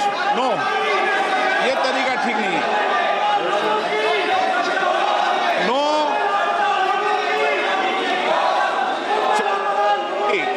राज्यपाल अभिभाषण पे चर्चा होगी। नो तरीका। Honorable Speaker, I present the budget for 25-26. This budget continues our government's efforts to A. Accelerate growth, B. Secure inclusive development, C. Invigorate private sector investments, D. Uplift household sentiments, and E. Enhance spending power of India's rising middle class.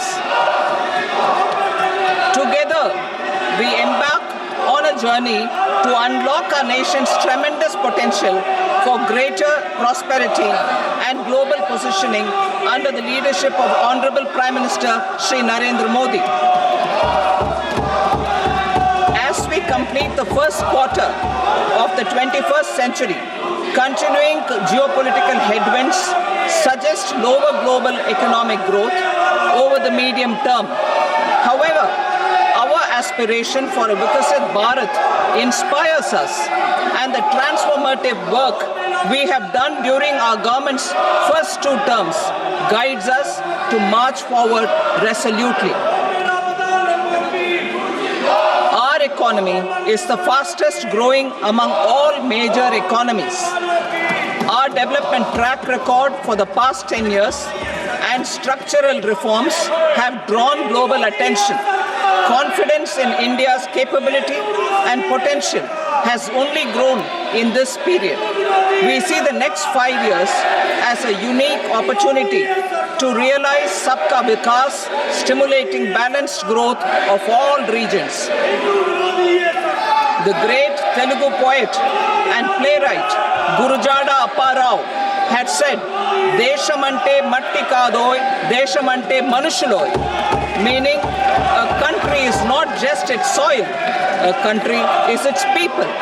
In line with this, for us, Vikasit Bharat encompasses zero poverty, 100% quality good school education, access to high quality, affordable and comprehensive health care, 100% skilled labor with meaningful employment, 70% women in economic activities, and farmers making our country the food basket of the world.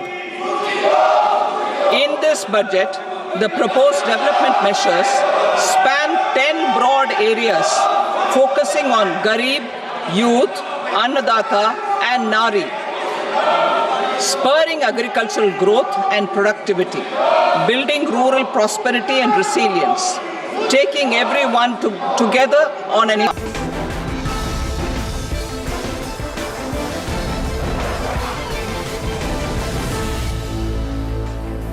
Thank you for staying with us here on our non-stop coverage of Union Budget 2025. The Finance Minister presented it a short while ago. Kailash Adhikari and Rajat Chopra continue to be with us on this broadcast. Kailash Adhikari, I thank you for your patience and I apologize for not having come to you sooner. But as far as sending out the message and the optics of this are concerned, do you think the Finance Minister and the central government have ticked the right boxes? The Aam Aadmi has been placated, a big tax revision as far as exemptions go. Bihar, which is a poll-bound state, has got a big share and several special mentions across the budget. Several other educational institutions, artificial intelligence, that's also got a boost as well. Absolutely, you're absolutely right. You know, this budget was aimed at boosting the consumption, and consumption fuels growth. I mean, if a salaried middle class or anyone, any citizen who's a tax-paying citizen, if he has more disposable income at hand, which even Sir was saying, when he answered your question first, naturally that boosts consumption. He or she has the impetus to spend more, and that fuels growth. Somewhere we live in an economy all around the globe, which is a 360-degree economy. When a spending happens in a particular domain, that leads to more indirect taxation, that leads to income for someone else, that leads to income tax for that corporation who has given that kind of good. So this is how the economy is fueled. Apart from that, that I believe is the crux. From there everything stems. As you rightly mentioned about education, about 20,000 crores have been allocated. IITs have been given a push. We've seen that so many IITs were promised in certain areas in certain tier 2, tier 3 towns, which the finance minister has promised that they'll be completed, and more new IITs will be coming up, and there certain infrastructure push will happen. Apart from that, tourism as a sector, in order to grow that sector, because that leads to your foreign exchange earnings, about 20,000 crores have been earmarked for that. Apart from that, a very interesting point that the finance minister made out was of the Udan scheme. So many, as far as more than 80 small ports and airports were connected, because of which she mentioned that 1.5 crore middle-class individuals were able to travel in a speedy manner. Now the target is to open more such airports in 120 areas, especially your hilly airports, which are in the northeast, so that they are connected and people are able to travel there. And this will benefit about the fact that 4 crore people should be traveling. That is the aim. So push to the Udan scheme, wherein if see, it's very simple. If an airport is getting built and infrastructure is getting built, that leads to employment, that leads to the ancillary sectors that also get the boost. Apart from that, the 5 lakh announcement made by Honorable Finance Minister for the scheduled caste and scheduled tribe women, that is a kind of help. So naturally, this is, as we rightly call it, a budget for the Viksit Bharat. And naturally, I would call it not just the cherry, but the entire icing on the cake is the fact that up to 12 lakhs, if your income is up to 12.5 lakhs, then you pay no tax. If your income goes above that, then the new tax regime, in which also savings are there. Correct. So now the choice, of course, is to whether to shift to the new regime altogether, or if the government is going to nudge you to do that. Because Kailash Adhikari, there have been hints for a long time now that the government is going to do away with the old tax regime altogether. Is that something that could happen when the new income tax bill is brought in? I believe so. And it is not just about, because a dual tax regime, naturally, that was creating complexity and confusion in the minds of the taxpayers, whether to go with the old or the new. One simplified tax regime, naturally, that is the crux, the entire idea of it. And apart from that, the finance minister has also said that in the new direct tax code that will come, it will be more based on trust-based regulations. There are certain corporations, there are certain individuals, or there are certain MSMEs, entrepreneurs, where a lot of time, money and effort goes into smaller regulation or regulatory effort. If that entire shift is made towards the fact that it is a trust-based regulation, we trust you, that also instills a lot of confidence amongst the entrepreneurs and the MSMEs who believe that, no, if the government is entrusting us to do so, then naturally we must follow. There is a direct effect to it. And naturally, this entire scheme and simplifying tax procedures, simplifying the filing, will encourage more and more people to file income tax return as well. Rajat Chopra, do you agree? Because ease of business is something that this government has spoken of at length every single time the budget has been presented, and of course outside of it as well. But are these things easier said than done? I think, Poonam, I would still disagree with that ease of business, the way we want it to be, or the way we envisage it to be, I think more than a lip servicing, it's the reality is far different from what is happening. Why? Because the ease of doing business, yes, we've been talking about various initiatives by the government, and I agree Modi government has taken a lot of initiatives for ease of business, ease of capital availability for the MSMEs. But at the same time, how the execution is being done, how the processes are being defined, how the tax are being defined, and how that real benefit is being passed on to the real beneficiary, I think that depends a lot. And the reality and numbers is far different from that. And if we talk about startup funding, if we talk about MSME funding, if we talk about CGTSME scheme or any other 19 schemes that Modi government has launched, I think the real beneficiaries are still very less in number in terms of taking those benefits. And even the timelines for those kind of benefits coming to them is far higher than anticipated. So I think it's a time that we should we should relook at the process more rather than the schemes. We should relook at the execution approach more rather than the schemes and the orientation, and we should look at the governance more. Sure, but maybe this is the first step in the right direction. We have allocations and very schemes that welcome have been step, yeah. announced. Now the focus should be on implementation. I request both of you gentlemen to stay on with us. Zaka Jacob joins us as well.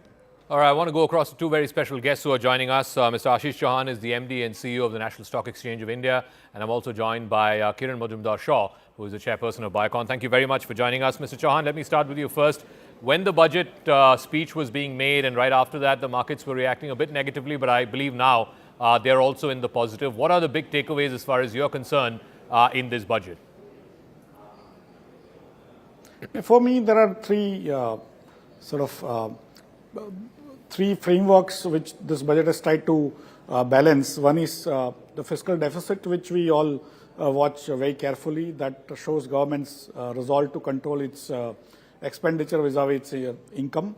Budget deficit, the fiscal deficit is now going from 4.9% estimated to 4.8% for the current year, and next year 4.4%. That's I think a great achievement for any government. The second part was keeping more money in the hands of the middle class by giving them tax break up to 12.75 lakh per annum, where you don't have to pay any tax if you are a salaried employee.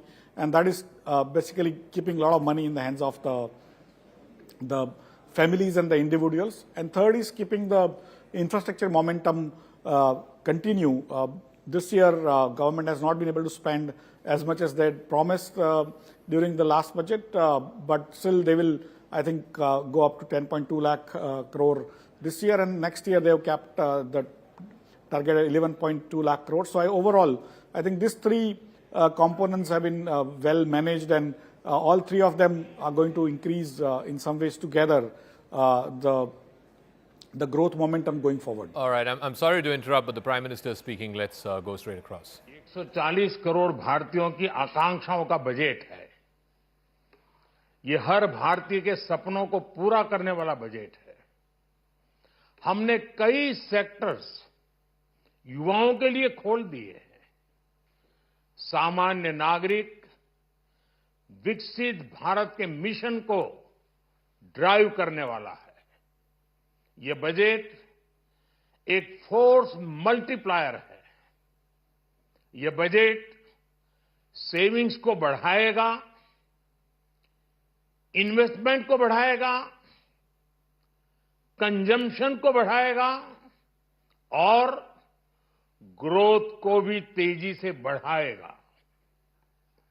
मैं वित्त मंत्री निर्मला सीतारमण जी और उनकी पूरी team को इस जनता जनार्दन का budget, peoples का बजट, इसके लिए बहुत बहुत बधाई देता हूं। साथियों, आमतौर पर बजट का फोकस इस बात पर रहता है कि सरकार का खजाना कैसे भरेगा, लेकिन ये बजट उससे बिल्कुल उल्टा है। लेकिन ये बजट देश के नागरिकों की जेब कैसे भरेगी, देश के नागरिकों की बचत कैसे बढ़ेगी और देश के नागरिक विकास के भागीदार कैसे बनेंगे, ये बजट इसकी एक बहुत मजबूत नींव रखता है। साथियों, इस बजट में रिफॉर्म की दिशा में महत्वपूर्ण कदम उठाए गए हैं।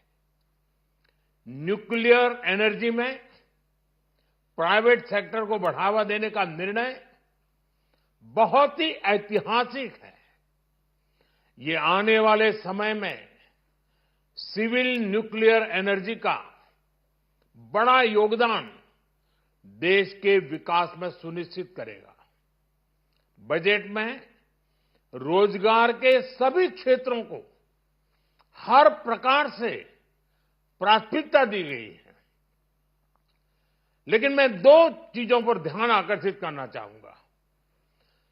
उन रिफॉर्म्स की मैं चर्चा करना चाहूंगा जो आने वाले समय में बहुत बड़ा परिवर्तन लाने वाले हैं।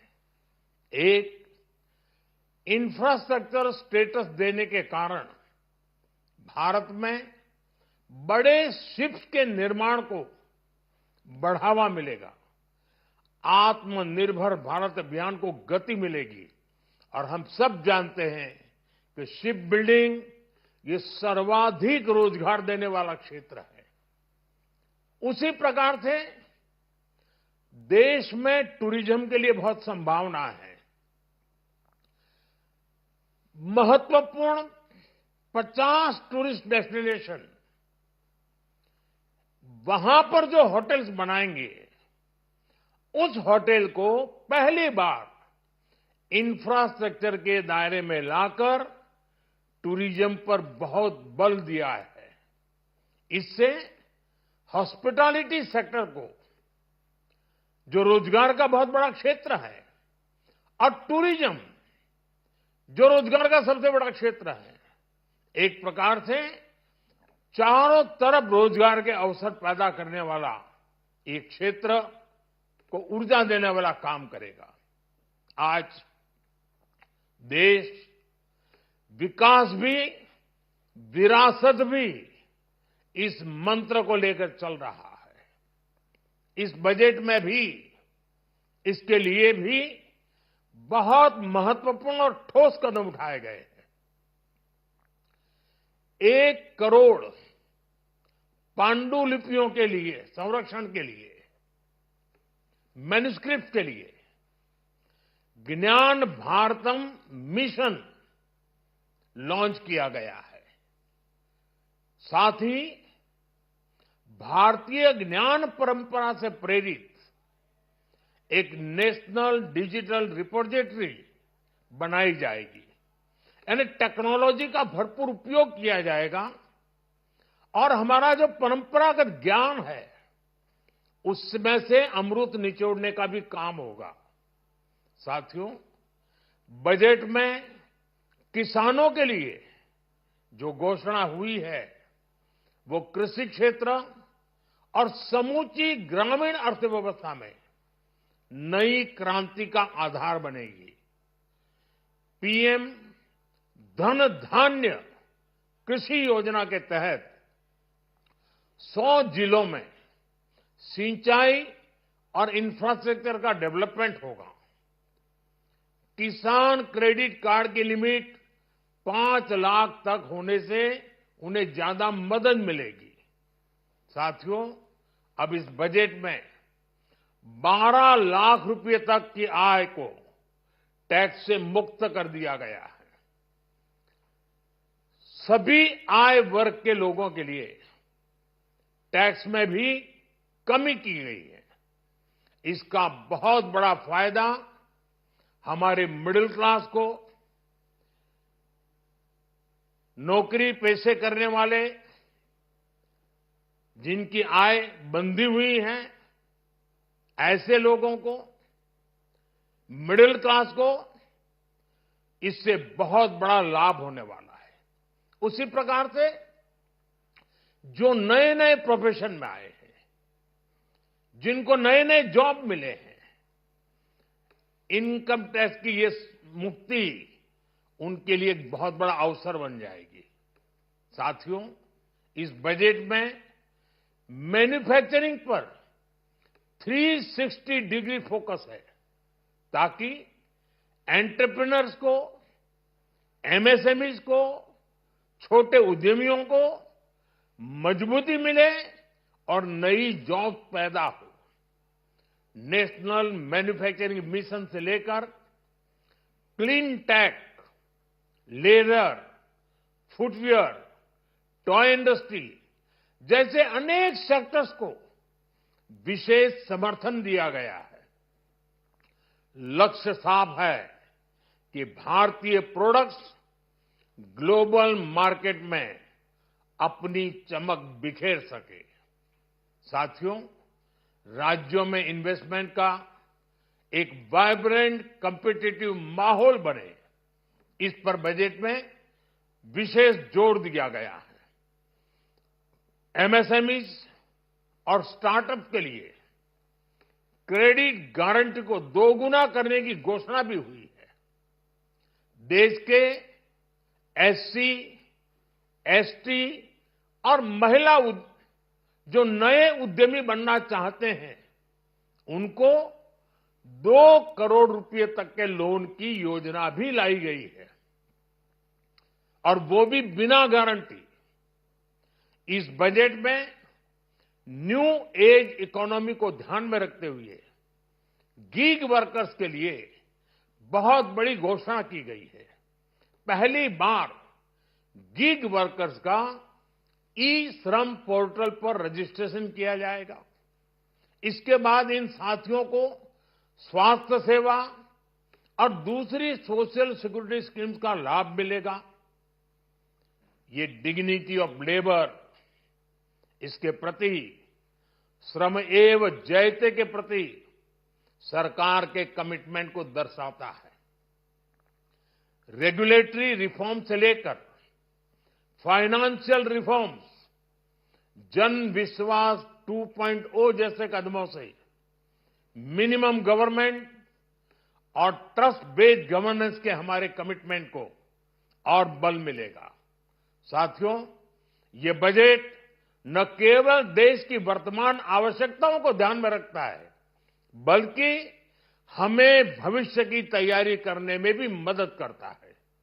स्टार्टअप के लिए deep tech fund, geospatial mission और न्यूक्लियर एनर्जी मिशन ऐसे ही महत्वपूर्ण कदम है। मैं सभी देशवासियों को एक बार फिर इस ऐतिहासिक पीपल्स बजट की बधाई देता हूं, और फिर एक बार वित्त मंत्री जी को भी बहुत बहुत बधाई देता हूं। बहुत बहुत धन्यवाद। The Prime Minister there outlining his government's vision, lauding the Finance Minister and her entire team for what he calls is the people's budget. And there is no doubt that the middle class is the happiest lot today as far as Union Budget 2025 is concerned. There are a lot of pluses in other sectors as well. Research and innovation is something that has got a big boost. India's space tech also getting a big boost with a higher allocation this time around. Education is something that this government has focused on. Yuva, Mahila, Kisan, that has been the focus for this government as far as this budget particularly is concerned. Rajat Chopra continues to be with us on this broadcast, getting us more perspective. Rajat Chopra, as far as MSMEs is concerned, there could have been more that could have been done is what many believe. You are also of the opinion that maybe there was a little more elbow room for her to maneuver around and try and give some more. But is that something that we could look at as an offsetting factor since she's given everything else so much more? I think Poonam, I completely agree with that, and there's a lot of room and a lot of improvisation scope still is there. If we see the sectoral scope focus, I think the mining, agriculture, tourism, medical tourism, research, all these have been the key focus for the budget, and Nirmala Sitharaman, the Finance Minister, has covered the holistic package of providing this kind of boost to these sectors, and especially the tourism sector after getting included into the infrastructure. I think, but there's always a room, and again I would say, that the key is the execution. I personally feel that the execution will make these schemes flourish, the sector, flourish the business and flourish the economy to a larger extent. I would not discourage the point that the package is not being provided. The package is provided, the package has always been provided. I think the government has done their job, but the scope of improvement is there. In many states, like Bihar focus, I think there could have been more states that could have been part and parcel in some form, in terms of job creation. And that's the criticism of many within the opposition as well. Rajat Chopra, sorry to interrupt you there, but Rahul Shivshankar joins us on this broadcast as well. Thanks indeed. Let's go straight across, viewers, to Mr. N.K. Singh. He needs no introduction, has been a long-standing distinguished economist, has been with the Planning Commission and has been in different roles. Holding forth on economic policy for decades altogether. Mr. Singh, thank you very much for speaking to me. The budget was presented today on the back of what the EAC said was the need to not allow business as usual to continue. Now, has the FM, in your opinion, adhered to his advice? She perhaps has taken her own advice. She doesn't need the advice because the writings were quite obvious. The challenges were very evident. The challenges were both international and national.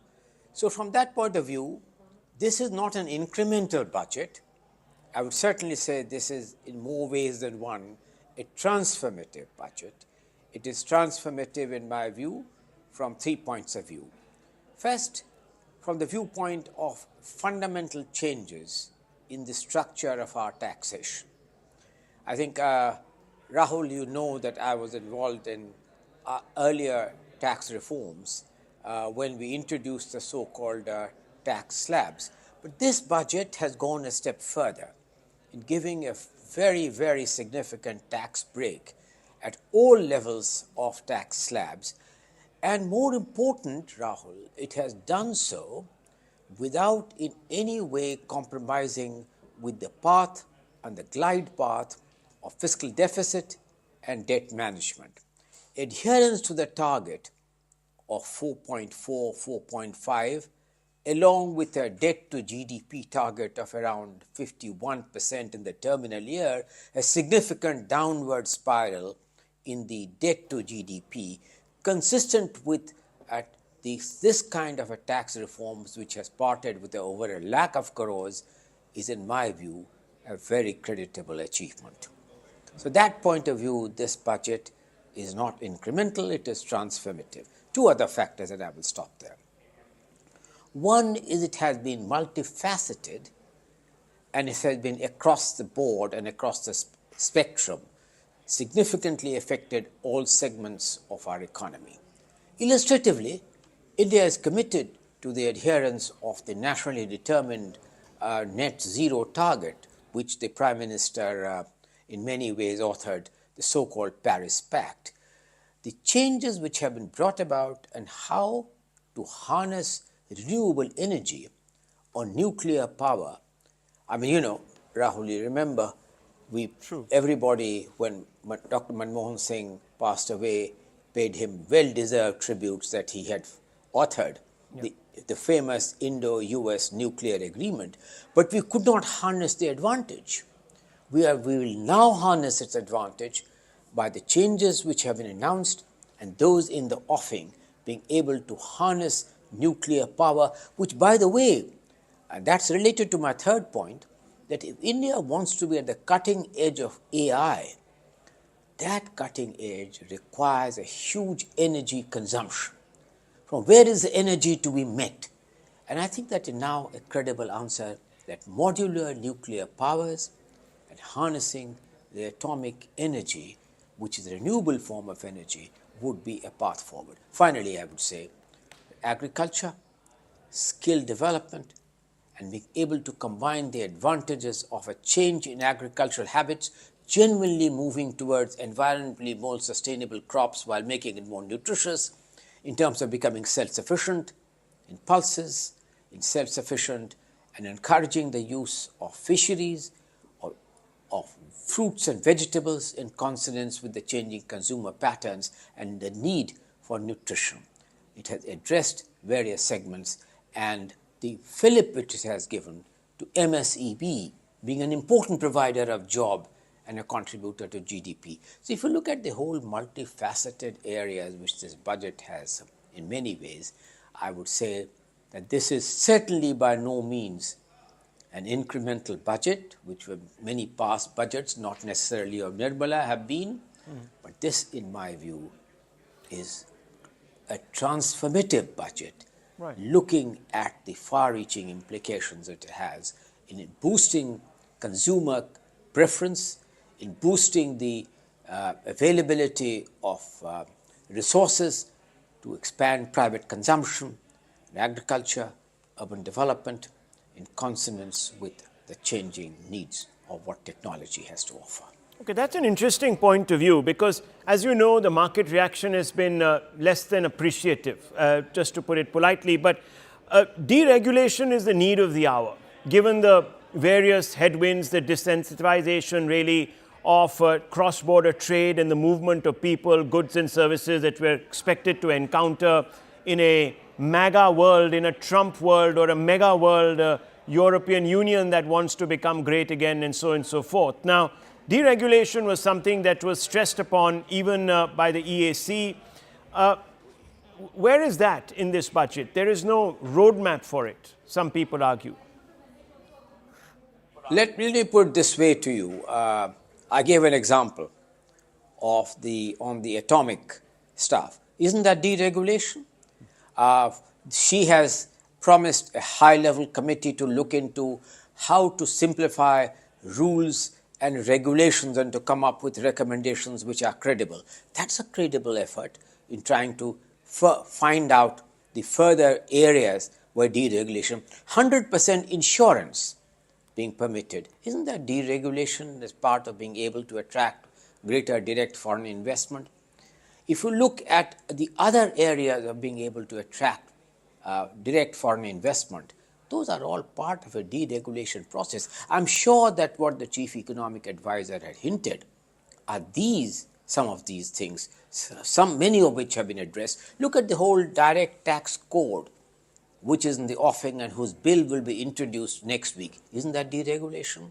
Simplifying the entire taxation structure. She has hinted at not only on direct taxes, but some hints on what needs to be done on indirect taxes. The number of simplification which has taken place in the area of customs, the number of compliances which have been called off, is that simplification? Those are the kinds of changes which the CEA would have had in mind when he talked and mentioned about the need for deregulation to be an important catalyst for growth and for change. Lastly, Mr. N.K. Singh, many people said that, look, we have to grow now year on year, 8% plus, if we are to become truly Viksit by 2047. Is this budget going to put us on that track, the 8% plus track? Let me put it this way to you. If you look at the fact that the IMF says that by certainly we will become not only a $5 trillion economy, but by 2030 a $6.1 trillion economy. That implies that in nominal terms in US dollar, we would have grown in recent years at nominal terms at 10% already.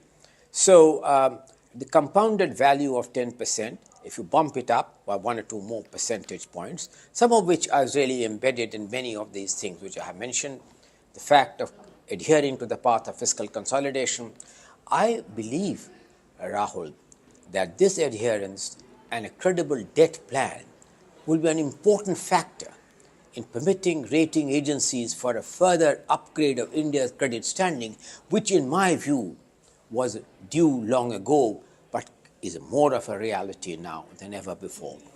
I believe that looking at the constellation of factors, I certainly think that the figures which have been given in the budget of the growth next year will certainly, we will be surprised on the upside of it if all the factors which have been outlined in the budget, the initiatives which have begun are really going to see the fruition.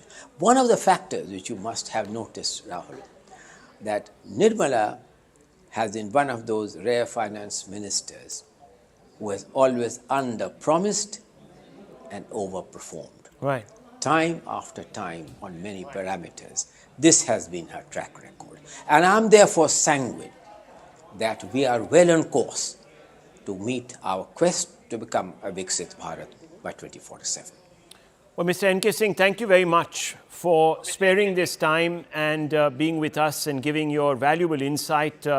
Viewers, that conversation hopefully will go some way in allaying fears that perhaps the budget has been too conservative. I'll now go straight across to Ayushman, my colleague who joins us to take us forward in this rolling broadcast. Ayushman.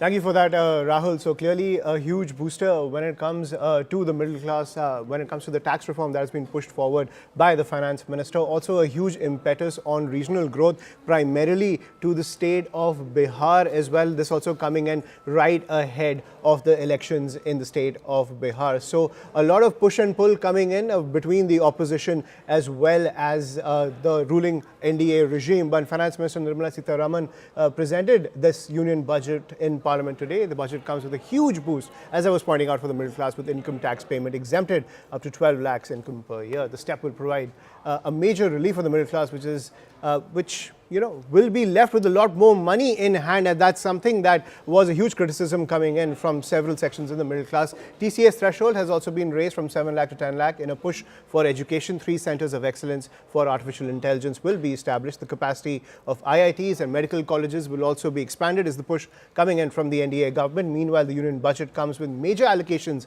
as I was pointing out, for poll-bound Bihar. Finance Minister Sitharaman announced that a Makhna board will be established for Bihar and training support will be provided for Makhna farmers. The budget also aims to boost infrastructure capacity in Bihar and facilitate the establishment of greenfield airports. We've seen that kind of push coming in from the NDA government in several states across the country, primarily those states which need an infrastructure revamp. Financial support for the Western Kosi Canal project has also been announced that is expected to benefit farmers of the Mithilanchal region. So that is something that the government is pushing towards the entire infrastructure revamp across the country, primarily when it comes to eastern India, especially the state of Bihar. Personal income tax reforms with special focus on middle class. Democracy, demography, and demand are the key support pillars in our journey towards Vikasit Bharat. The middle class provides strength for India's growth. This government, under the leadership of Prime Minister Modi, has always believed in the admirable energy and ability of the middle class in nation building. In recognition of their contribution,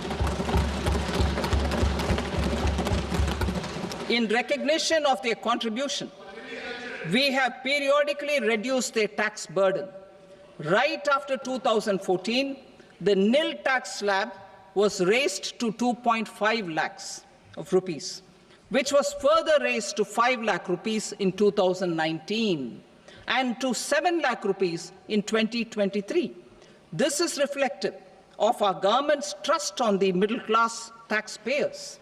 I am now happy to announce that there will be no income tax payable up to income of 12 lakh rupees.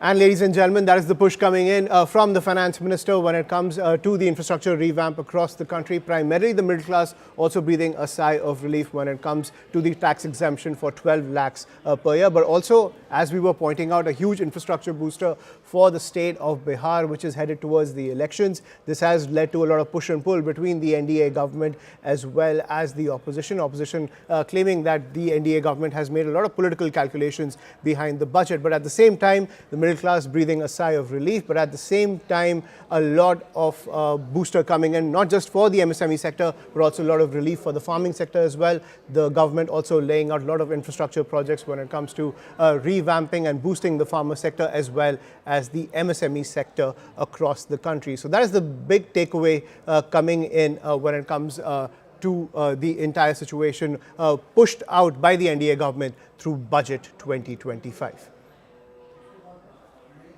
Right. I'm also joined by Piyush Doshi on the broadcast, operating partner, Foundation for Economic Development. Thank you, sir, for joining us on the broadcast. When it comes to this tax exemption of up to 12 lakhs per year for the middle class, it's a huge booster for them. One of the big criticisms against the Modi government was that there's not much spending power left with the inflationary pressure on the middle class as well. Do you see this as an essential move coming in from the Modi government, or more was expected when it comes to boosting the spending power of the middle class? I think this is almost as much as you could have expected under the current fiscal scenario. The government rightly wanted to stick to its fiscal deficit target. In that situation, if they have allocated almost 1 lakh crore towards giving relief to middle class taxpayer, I think that is almost bigger than what one would have expected. And I think it is definitely a big relief to almost 2 crore taxpayer who will probably fall in that bracket. Also, we're joined by S. Vasudevan, Executive Partner, LNS Attorneys. Thank you, sir, for joining us on the broadcast. When it comes to this entire infrastructure push that's gone towards the state of Bihar, one big takeaway that's coming in from a lot of experts is that while there is a political calculation behind boosting the state of Bihar, rebooting the economic engine of Bihar is also something essential for the development of the overall economic situation in eastern India. How do you see that? So I think that's quite understandable because ultimately you want to give boost to states probably which are lagging behind and which are not doing that well. So lot of focus has been there on UP in the past. We have seen they are trying to make it more attractive for investment, which is not very easy for businesses to look beyond the already attractive states like Gujarat, Maharashtra, Tamil Nadu, Andhra, Telangana. So definitely they need more for getting the businesses interested in states like UP and Bihar. So that's quite understandable. And plus, no doubt, the election which is coming up is also a major reason for it. Right. Mr. Doshi, I want to talk to you about the agriculture sector. Now, many times a lot of political parties, especially in the budget, they lay out a lot of welfare sops for the agriculture sector, saying it's essential to empower farmers across the country. But the question always remains that in 2025, looking at how the agriculture sector is market competitive in so many other countries, do you think that we're still not moving in that direction when it comes to creating a very market competitive agriculture sector? Yeah, I think you are right. We have been giving SOPs for the agriculture sector, which add to the subsidies. There are schemes. And to be honest, these schemes are helping. The sector has been growing at about 2 to 3% per year. That is probably the maximum the sector can grow at, per se, from a production perspective. Where the opportunity is to boost exports through fruit processing. And I think for that to happen, we need to change the fundamental incentives of our farmers. Now, given the complexities around MSPs and so on, our farmers are actually incentivized to produce crops which are not necessarily what is needed in the international market. We need to reform supply chains by having reliable products now. Because of farm fragmentation and rules which prevent large companies to take over areas of land and do cropping which can be relied in the international market. I think that's where our problem is. Our agriculture is not export competitive and government has, to be fair, tried to do the farm laws. For whatever reason, it could not go through, and I think that was a big setback. Now, once you take those big reforms out, government is doing what it can, its capacity, but it can only deliver 2 to 3%, and hence we do need to look beyond agriculture for delivering the growth that we need. It continues to be a huge burden on the exchequer as well, even now, given the SOPs that are pushed out ahead of every election cycle. Mr. Vasudevan, I want to talk to you about the MSME sector. We currently live in a huge boom of the gig economy, the MSME sector opening up to a lot of entrepreneurs, not just in rural India, but especially in urban India also. A lot of people also opening themselves up to MSME businesses in the gig economy. Do you think that the government is tapping the technological advancements when it comes to economic growth as well as the boost in social media and technology? Are they taking advantage of reaping the benefits of the MSME sector that we are seeing across the country? No, I think MSME is very, very, very critical because when we are looking at growth, employment generation is definitely a very critical part of it. There won't be any benefit of the growth unless and until it percolates to the common people. And MSME has been the sort of backbone when it comes to employment generation and also when it comes to exports. So also we must keep in mind what was talked about in the economic survey yesterday, that how AI is right, going to Mr. come Vasudevan, in. I'm sorry to interrupt. We're also joined by Congress MP Shashi Tharoor. I'm tossing over to my colleague Zaka.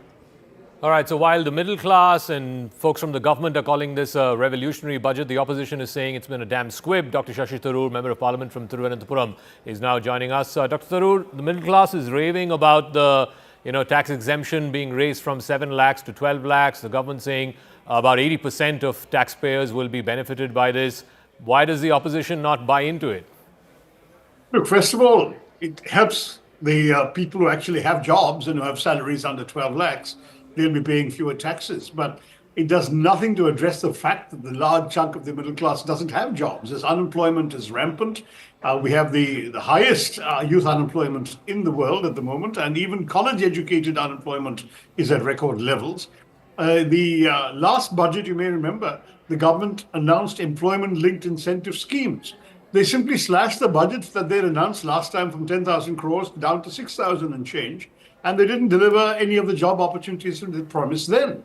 So the problem is that we are looking at a situation where, yes, if you've got jobs, if you're one of the lucky few, you'll be fine. If you don't have a job, the government is not doing enough to get you any, and that's very worrying. So it's great that you have these headlines for the Delhi and Bihar elections, that you've given relief for income tax.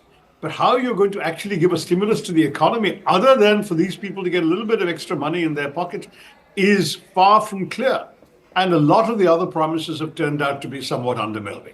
But tell me this, one of the criticisms of the Modi government, particularly in the last 6 months or so since the general election last year, has been that the middle class is hurting. The middle class votes for the BJP, but they get nothing in return.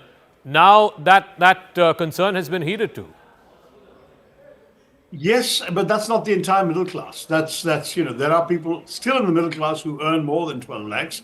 There are people still in the middle class who are still looking for jobs, who've got college degrees and haven't been able to make a decent salary. And at the same time, I am really, really worried as to whether the next week's income tax bill she's mentioned is coming might have some fine print that will even undo the benefit of this. Because we'll have to reevaluate all our strategies once we get the fine print in the income tax bill. For example, will traditional deductions change? Will they become less relevant? Who knows? We'll have to wait and see that. So there's always a little catch with some of these goodies the government likes to dangle before us. So I think we should wait for a week to be entirely sure that even this one is worth celebrating. Do you reckon, and I think in the last year's speech she had mentioned that we'll eventually move to the new regime and the old regime will be phased out. So things like, interest deductions on home loans, or things like, interest deductions on Provident Fund or other ATC deductions, eventually, the clamor has been for make the tax code simple, make the slabs and the rates simple, and the government seems to be moving in that direction. Let's hope so. I mean, if that comes, that's something we can certainly look forward to, because the more confusing laws are, the less a benefit the ordinary citizen has from them, because you can't figure out what exactly you can benefit from and not. But, I'm always worried about the fine print with this government. You remember that this year she's talked about grand ambitions to make India a global hub for toys. And the footwear and leather sector was promised a focus product scheme, big, bold words and promises. When you look at the PLI scheme for the last budget, when they actually announced PLIs, and I've got the list in front of me, there were schemes like 6,200 crores for large-scale electronics and IT hardware. You know what they gave toys? 0.01 crore. Footwear and leather sector, 0.01 crore. Suddenly, these are the big-ticket items. God knows what other disappointments await us. I mean, I think when the chief economic advisor, no less, writes in the economic survey about the trust deficit, you can see why. Manrega hasn't gone up at all in this entire time, whereas the Rural Development Ministry has a 4,315 crore shortfall for Manrega wages. There are women in my constituency waiting 7 and 8 months to get their dues for work they've already done.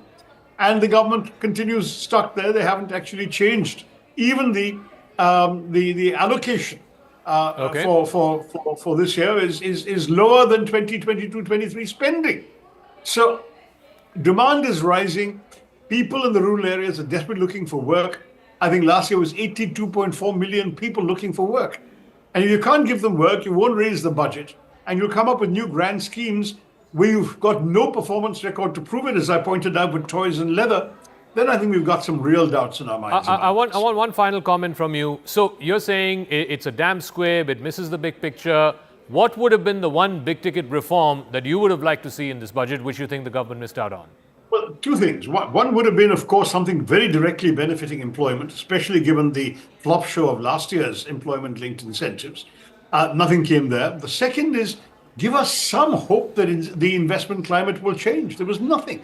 Investment in our country is stagnant. FDI is pulling out of our country in droves, and on top of that, domestic investment isn't coming in. So the question is, this is a country where $23,000 millionaires migrated last year out of India and became NRIs.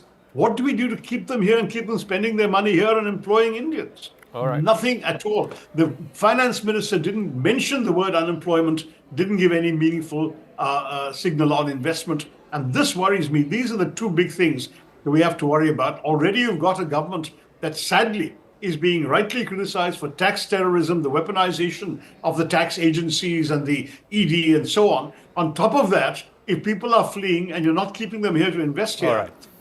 I wonder where you're going to get the growth from, without which all of this is a pipe dream. All right, Dr. Shashi Tharoor, we'll leave it at that. Thank you very much for joining us here on CNN News 18. We'll take a quick break, but news and updates continue right on the other side.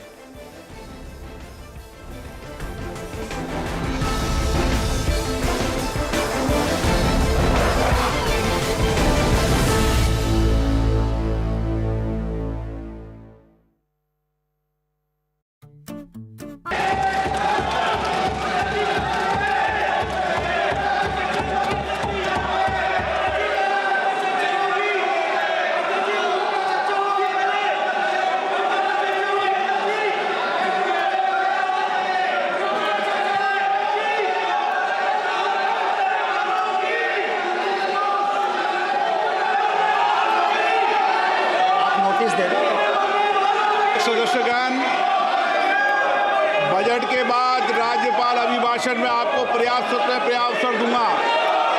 मेरा आपसे निवेदन है, नहीं माननीय अखिलेश जी, आपने संसद की मर्यादा को आप बना के रखें। कभी बजट भाषण के अंदर इस तरीके का नहीं हुआ, ये उचित नहीं है, ये उचित नहीं है। अखिलेश जी प्लीज, मैं आपको मौका दूंगा राज्यपाल अभिभाषण पे, प्लीज। नो, ये तरीका ठीक नहीं है।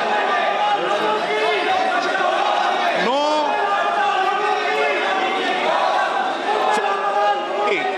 राज्यपाल अभिभाषण पे चर्चा होगी। नो तरीका।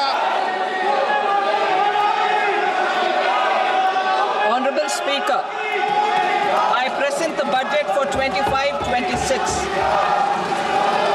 This budget continues our government's efforts to A.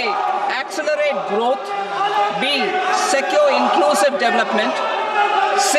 Invigorate private sector investments, D. Uplift household sentiments, and E. Enhance spending power of India's rising middle class. Together, we embark on a journey to unlock our nation's tremendous potential for greater prosperity and global positioning under the leadership of Honorable Prime Minister Shri Narendra Modi. As we complete the first quarter of the 21st century, continuing geopolitical headwinds suggest lower global economic growth over the medium term.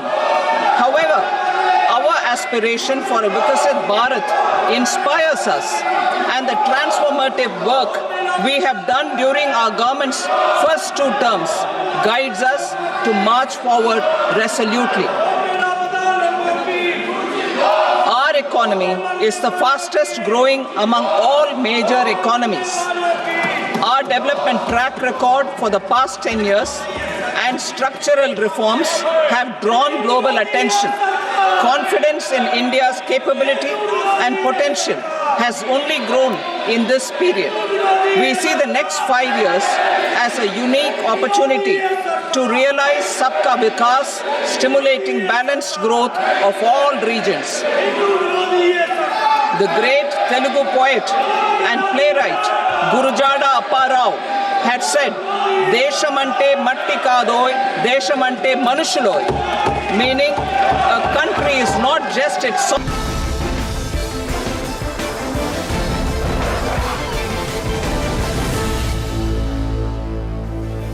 And welcome back to our rolling coverage of Budget 2025. Finance Minister Nirmala Sitharaman laying out the game plan to achieve the 5 trillion economy mark, saying that more spending power has to be given to the middle class, raising the threshold level for income tax to 12 lakh rupees when it comes to tax exemptions. Also announcing a major economic and infrastructure booster for the state of Bihar, as well as a booster for the agriculture sector and MSMEs. First, listen in to Nirmala Sitharaman and then the message to the nation from Prime Minister Narendra Modi. Personal income tax reforms with special focus on middle class. Democracy, demography, and demand are the key support pillars in our journey towards Vikasit Bharat.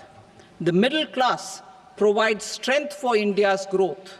This government, under the leadership of Prime Minister Modi, has always believed in the admirable energy and ability of the middle class in nation building. In recognition of their contribution,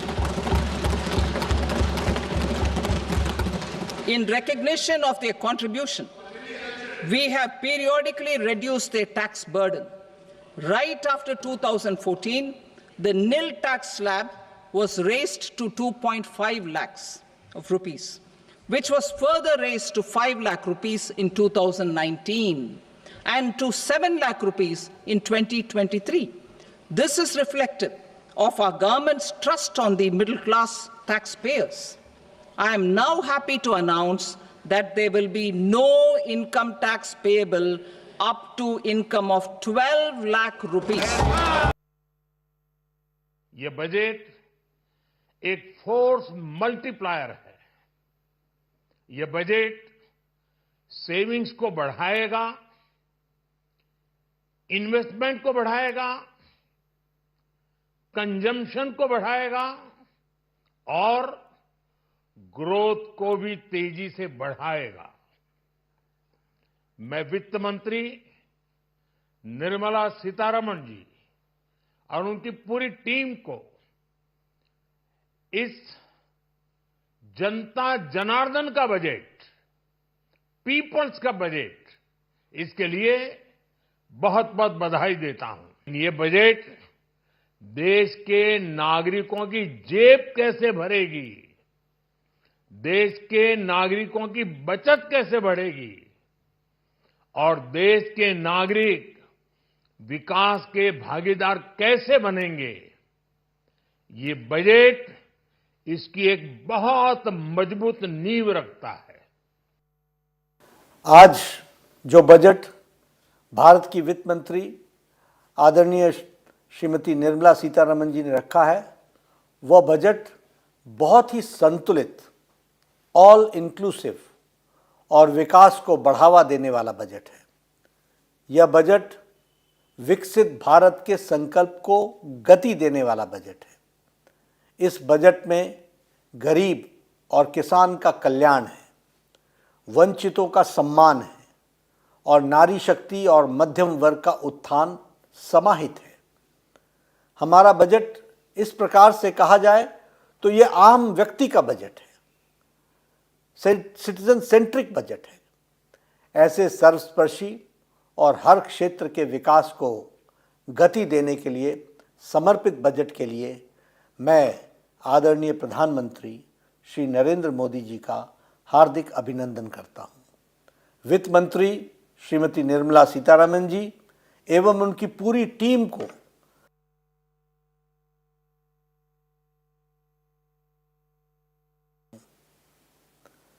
सशक्त नेतृत्व ही विकसित भारत को आकार दे रहा है। प्रधानमंत्री नरेंद्र मोदी जी के कुशल नेतृत्व में देश विकसित भारत की यात्रा का साक्षी बन रहा है। पिछले 10 वर्षों में प्रधानमंत्री जी ने अथक परिश्रम के साथ लगभग 25 करोड़ लोगों को गरीबी की रेखा से बाहर निकाला है।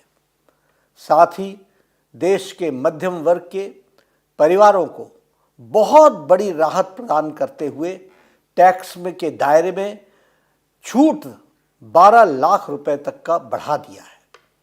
इस बजट में युवाओं के कौशल, कृषि में निवेश और ग्रामीण क्षेत्रों में रोजगार के विकल्प सृजित करने पर खासा ध्यान दिया गया है। इस बजट में अध्यात्मवाद और आधुनिकता का अद्भुत संगम देखने को मिलता है। रामायण सर्किट और बुद्ध सर्किट के निर्माण की घोषणा के साथ साथ राज्यों के इंफ्रास्ट्रक्चर विकास के लिए 1.5 लाख करोड़ रुपए का प्रावधान किया गया है।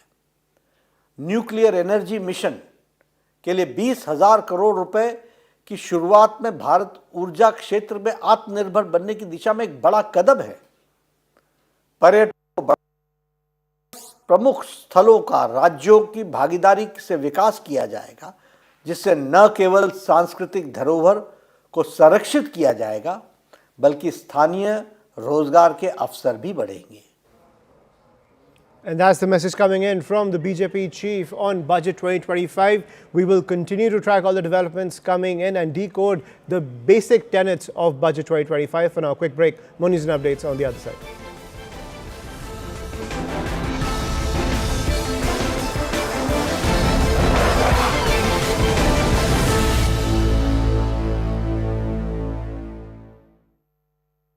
Can you start banking?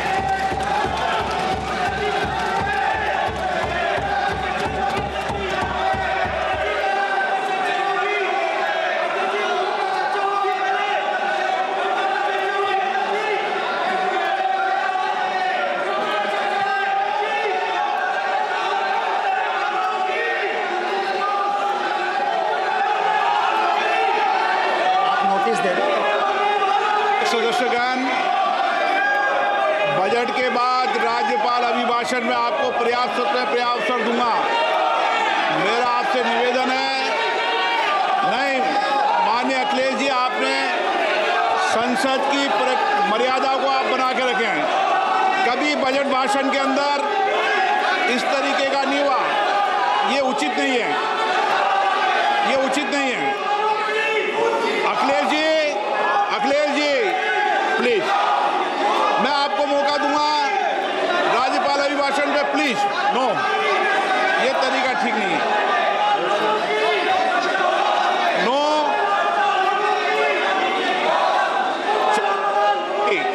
राज्यपाल अभिभाषण पे चर्चा होगी। नो तरीका। Honorable Speaker, I present the budget for 25-26. This budget continues our government's efforts to A. Accelerate growth, B. Secure inclusive development, C. Invigorate private sector investments, D. Uplift household sentiments, and E. Enhance spending power of India's rising middle class. Together, we embark on a journey to unlock our nation's tremendous potential for greater prosperity and global positioning under the leadership of Honorable Prime Minister Shri Narendra Modi. As we complete the first quarter of the 21st century, continuing geopolitical headwinds suggest lower global economic growth over the medium term. However, our aspiration for a Vikasit Bharat inspires us, and the transformative work we have done during our government's first 2 terms guides us to march forward resolutely. Our economy is the fastest growing among all major economies. Our development track record for the past 10 years and structural reforms have drawn global attention. Confidence in India's capability and potential has only grown in this period. We see the next 5 years as a unique opportunity to realize Sabka Vikas, stimulating balanced growth of all regions. The great Telugu poet and playwright Gurujada Apparao had said, "Deshamante matti kadoy, deshamante manushuloy," meaning a country is not just its soil, a country is its people. In line with this, for us, Vikasit Bharat encompasses zero poverty, 100% quality good school education, access to high quality, affordable and comprehensive health care, 100% skilled labor with meaningful employment, 70% women in economic activities, and farmers making our country the food basket of the world.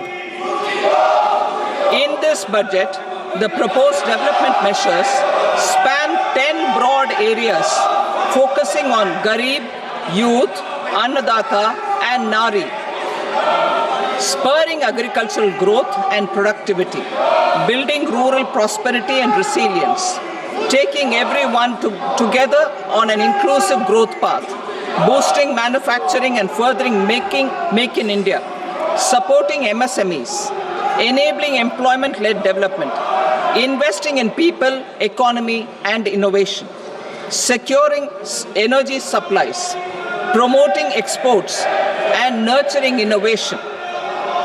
For this journey of development, our four powerful engines are agriculture, MSME, investments and exports. The fuel, our reforms, our guiding spirit.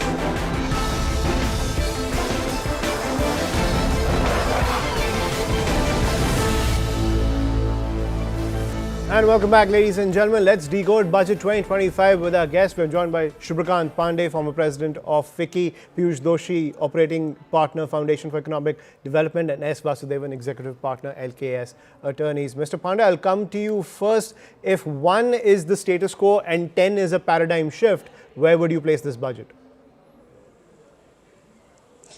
Look, I'm always wary about giving numbers to a budget because it's a very complex exercise and it is difficult to distill it down to on a 0 to 10 scale. Mm-hmm. What I will say is that it is a budget which ticks all the boxes in terms of expectations. Not least the significant tax relief which has been provided to the middle class.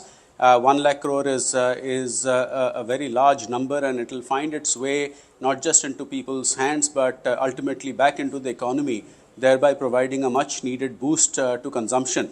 The other thing for me which stood out in the budget was the promise of reforms.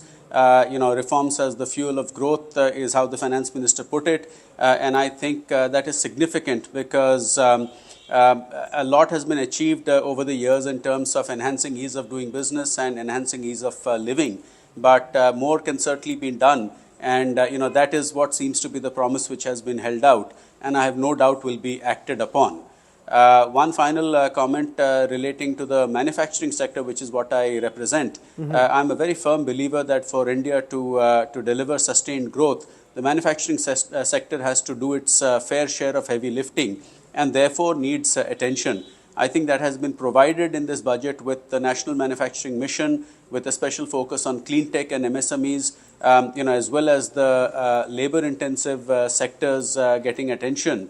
Also, at a time when our own fundamentals are strong, but there are undoubtedly headwinds that we are facing due to global factors. I think the export promotion mission to be, to bring about coordinated action between the finance, commerce, and MSME ministries is a significant step which will, I think, deliver results. And all of this, of course, while sticking to the fiscal glide path. With the fisc being contained to 4.8% in the ongoing year and estimated at 4.4% for 25-26. I think that lends a lot of credibility to the budgeting exercise. Right, so a lot of positive signals coming in from Budget 2025. And you're talking about the manufacturing sector. A state that the government is focusing on is, of course, Uttar Pradesh. And we're getting a reaction from Uttar Pradesh Chief Minister Yogi Adityanath. Let's listen in. माननीय प्रधानमंत्री जी के मार्गदर्शन में केंद्रीय वित्त मंत्री श्रीमती निर्मला सीतारमण जी ने आज देश की संसद में देश का 2025-26 का आम बजट प्रस्तुत किया है। यह आम बजट विकसित भारत के संकल्प को साकार करने के लिए उठाए गए ठोस कदमों की एक आधारशिला है। प्रधानमंत्री जी ने ज्ञान, का बजट बताकर 4 अक्षरों में से परिभाषित किया है। G फॉर गरीब, Y फॉर युवा, A फॉर अन्नदाता और N फॉर नारी शक्ति।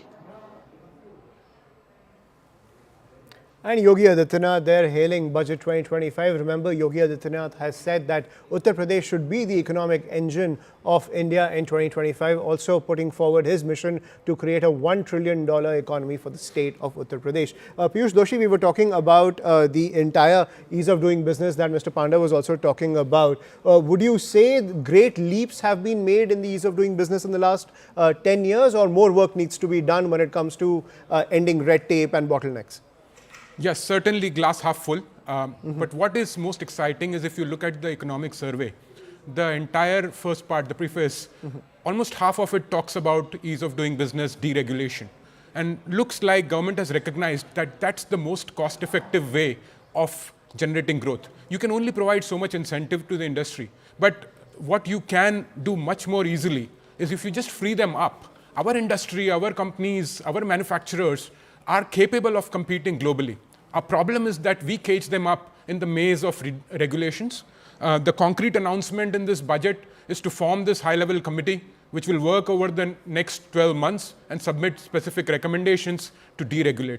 I do hope that there is real intent behind it and we actually get rid of regulation which is truly troublesome for our industry. It ranges from land, labor, pollution, environment, building construction, logistics, every sector. Every sector, we must look at it very closely and find ways how we can make it easy for our manufacturers to operate in India and compete globally. Right. And Mr. Panda, on that front, I wanted to ask you, this sense of harmony between the bureaucracy and the entrepreneurs, is this still a challenge for any government, be it at the national level or the state level? Right, we'll try to reconnect with Mr. Panda over there. But I want to then go to Mr. Vasudevan as well, Executive Partner, LKS Attorneys, who's joining us on the broadcast as well. Mr. Vasudevan, let's talk about the entire tax push that's come in from the Finance Minister to give more money to the middle class, to boost the spending power of the middle class. We've been talking about this and a lot of speculation and a lot of chatter happening on social media about the different financial instruments that are flooding the market these days. But when it comes to awareness among the middle class, among the salaried class over these instruments when it comes to expanding wealth and wealth generation, that continues to be low. Entry into the equity markets continues to be low. Do you think that is something that the government needs to address when it comes to overall wealth generation at the bottom level, especially every middle class household across this country? Yeah, I think as you said, this is definitely going to result in more money in the hands of the middle and the lower middle class.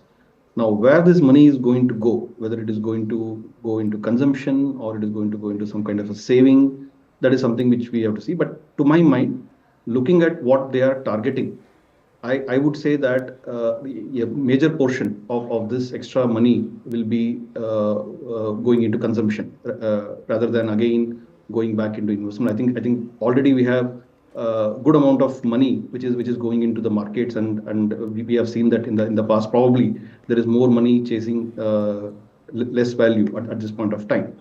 So maybe it is to boost consumption. That seems to be the primary objective. Also, there may be a corresponding reduction in the expenditure from the government side.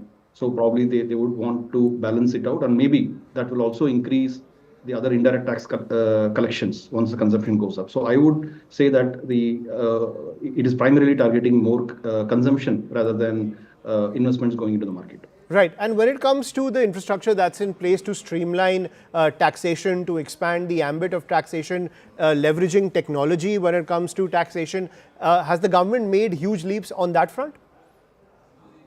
Definitely. I think this has been a process which has been going on for the last few years. The whole automation, say the facility where you get the annual information statement and the pre-filled returns which come in, where all the high-value transactions are getting reported. I think the government now has good amount of data with them, which they are now sort of getting used to using it appropriately to catch the people who are probably not paying the appropriate taxes.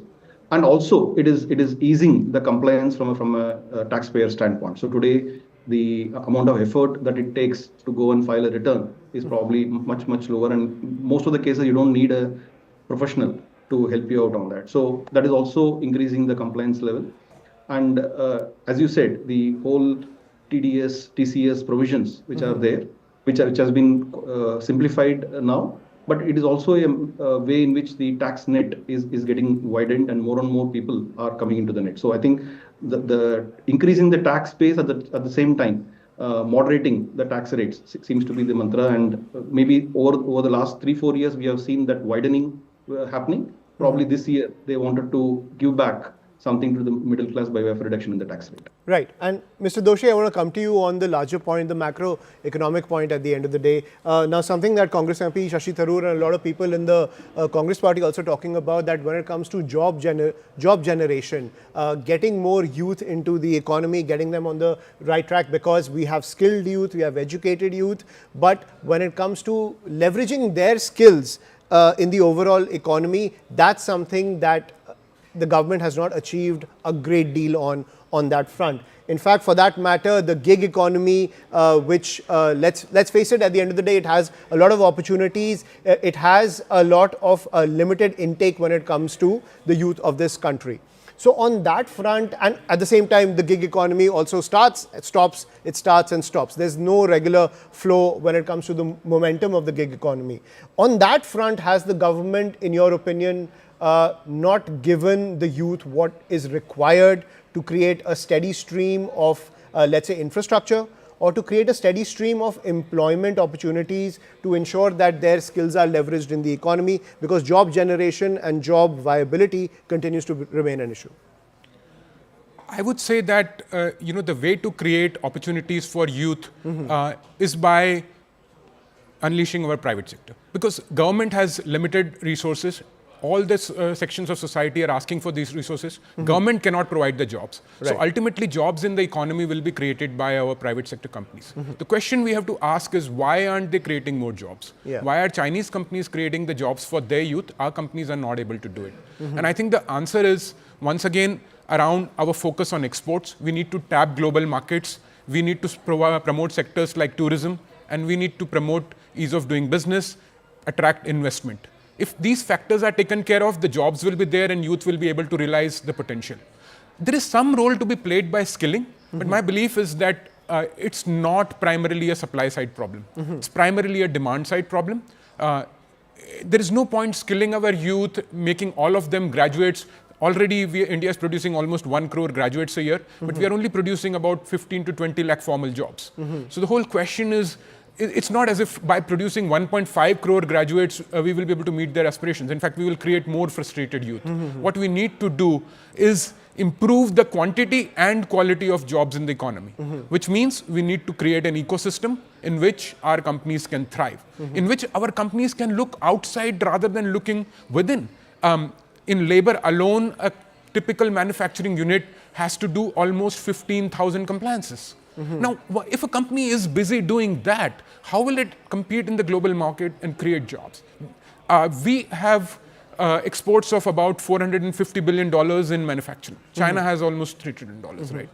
This is the difference in terms of creating jobs. If we are able to get our manufacturing engine growing, the manufacturing companies will create those jobs, which will also create the consumption, which will create additional gig economy jobs. I don't look down on gig economy jobs. You have the high-paying jobs, and those people spend on it. But as the high-paying jobs become more and higher-paying, then the gig economy workers will also have better bargaining power, and they will be also able to work in better condition.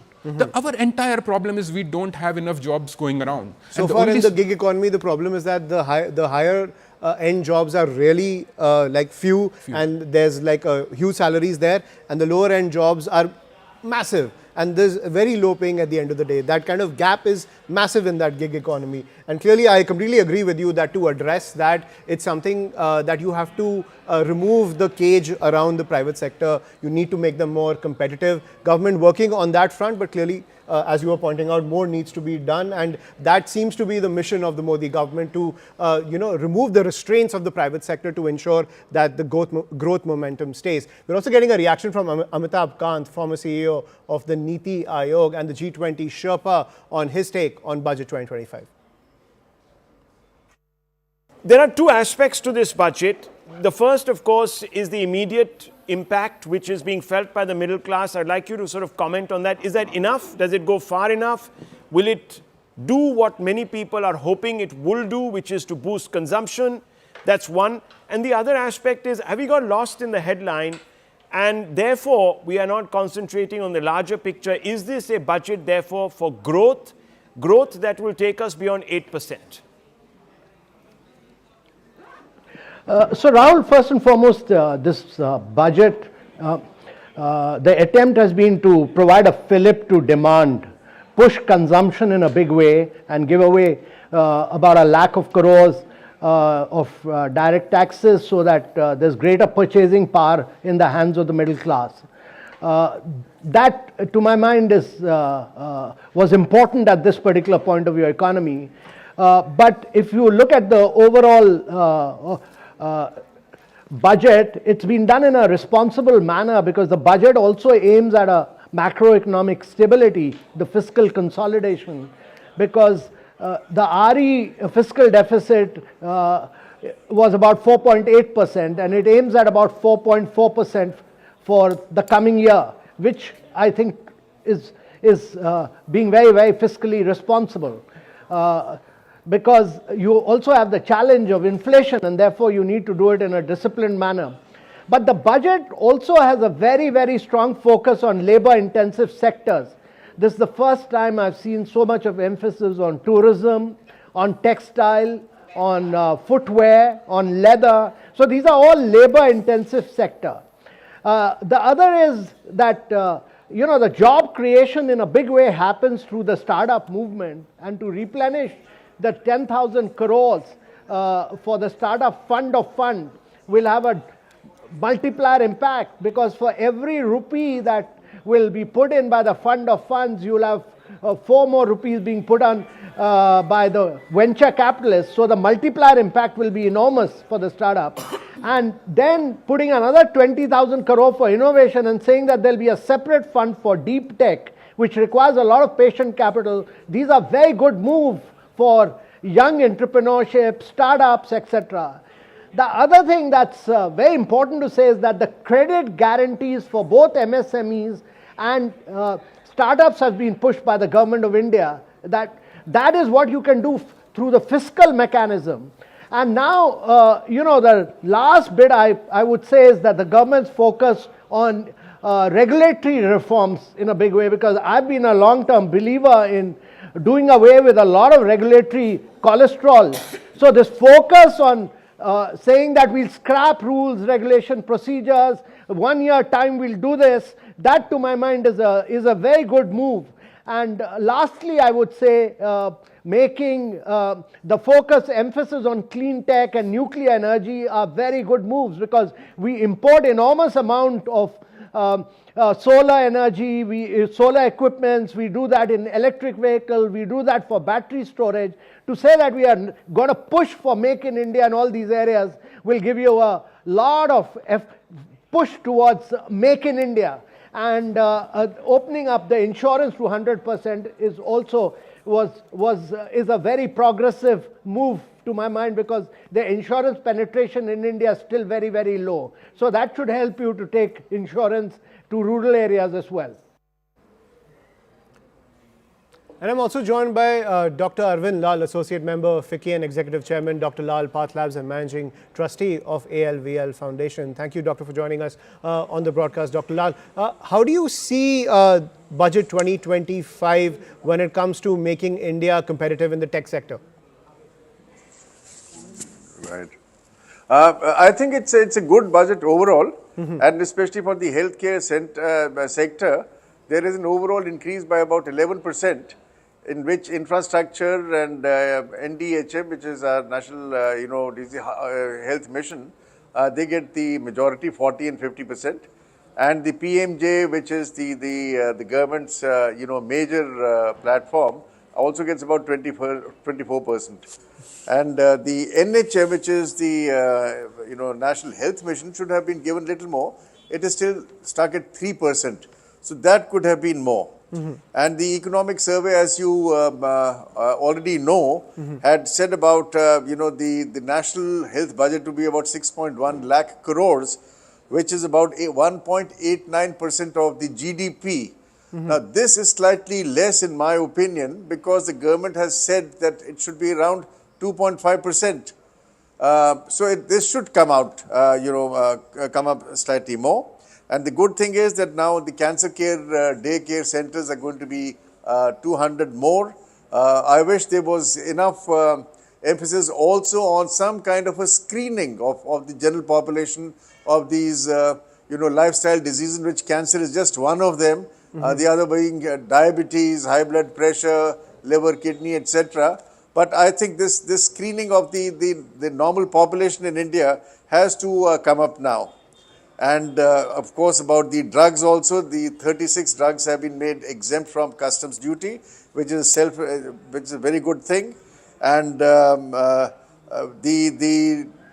tourism in healthcare is also going to increase. The number of seats in medical colleges have also been hiked up to 10,000 per year and 75,000 in 5 years. So overall, it's a good health budget. Right. And Dr. Lal, we saw during COVID time how tech was leveraged to make healthcare so much more accessible, to improve the entire healthcare sector. Also, we saw this harmony between the bureaucracy and the overall medical sector. Do you see the government moving ahead in that direction to expand access to healthcare as well as make it a more efficient sector? Well, it cannot go back to the ways of the COVID, time. But I think the government in its own way is coming forward now and taking more leaps into the healthcare sector.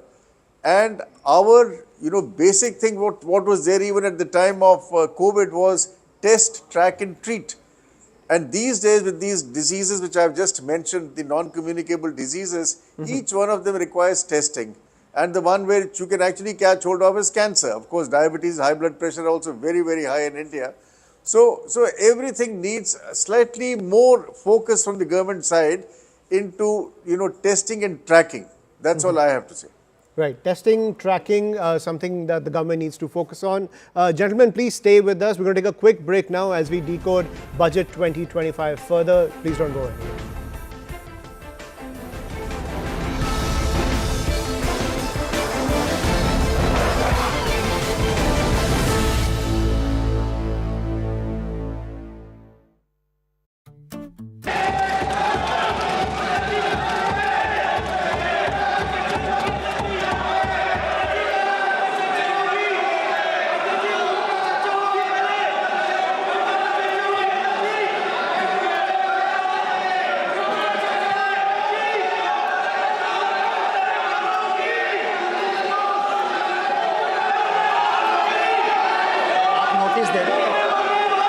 सदस्यगण, budget के बाद राज्यपाल अभिभाषण में आपको पर्याप्त अवसर दूंगा। मेरा आपसे निवेदन है, नहीं माननीय अखिलेश जी, आपने संसद की मर्यादा को आप बना के रखें। कभी बजट भाषण के अंदर इस तरीके का नहीं हुआ, ये उचित नहीं है, ये उचित नहीं है। अखिलेश जी प्लीज, मैं आपको मौका दूंगा राज्यपाल अभिभाषण पे, प्लीज। नो, ये तरीका ठीक नहीं है। No,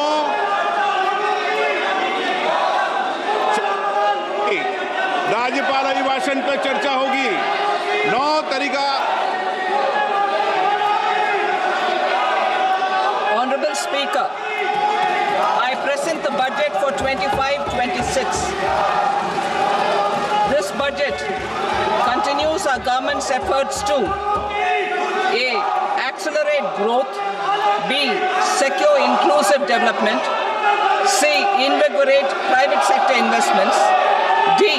Uplift household sentiments, and E. Enhance spending power of India's rising middle class. Together, we embark on a journey to unlock our nation's tremendous potential for greater prosperity and global positioning under the leadership of Honorable Prime Minister Shri Narendra Modi. As we complete the first quarter of the 21st century, continuing geopolitical headwinds suggest lower global economic growth over the medium term. However, our aspiration for a Vikasit Bharat inspires us, and the transformative work we have done during our government's first 2 terms guides us to march forward resolutely. Our economy is the fastest growing among all major economies. Our development track record for the past 10 years and structural reforms have drawn global attention. Confidence in India's capability and potential has only grown in this period. We see the next 5 years as a unique opportunity to realize Sabka Vikas, stimulating balanced growth of all regions. The great Telugu poet and playwright Gurujada Apparao had said, "Deshamante matti kadoy, deshamante manushuloy," meaning a country is not just its soil, a country is its people. In line with this, for us, Vikasit Bharat encompasses zero poverty, 100% quality good school education, access to high quality, affordable and comprehensive health care, 100% skilled labor with meaningful employment, 70% women in economic activities, and farmers making our country the food basket of the world. In this budget, the proposed development measures span 10 broad areas, focusing on Garib, youth, Annadata, and Nari, spurring agricultural growth and productivity, building rural prosperity and resilience, taking everyone together on an inclusive growth path, boosting manufacturing and furthering Make in India, supporting MSMEs, enabling employment-led development, investing in people, economy, and innovation, securing energy supplies, promoting exports, and nurturing innovation. For this journey of development, our 4 powerful engines are agriculture, MSME, investments, and exports. The fuel, our reforms, our guiding spirit, inclusivity, and the destination, Vikasit Bharat. This budget aims to initiate transformative reforms across 6 domains. During the first 5 years, these will augment our growth potential. CNN News 18 and DBS Bank Budget Day Studio.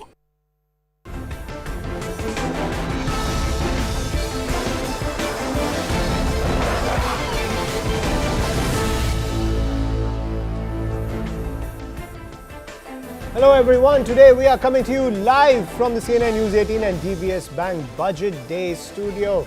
Finance Minister Nirmala Sitharaman presented the Union Budget 2025 in the Parliament today. The budget comes with a huge boost for the middle class, with income tax payment exempted up to 12 lakhs income per year. The step will provide a major relief for the middle class, which will be left with a lot more money in their hands. TCS threshold has been raised from 7 lakh to 10 lakh rupees. In a push for education, 3 centers of excellence for artificial intelligence will be established. The capacity of IITs and medical colleges will also be expanded. Meanwhile, the union budget comes with major allocations for poll-bound Bihar. Finance Minister Nirmala Sitharaman announced that a Makhna board will be established for Bihar and training support will be provided for Makhna farmers. The budget also aims to boost infrastructure capacity in Bihar and facilitate the establishment of greenfield airports. Financial support for for the crucial Western Kosi Canal project has also been announced that is expected to benefit farmers of the Mithilanchal region. First, let's listen in to Nirmala Sitharaman and Prime Minister Narendra Modi's message to the entire nation.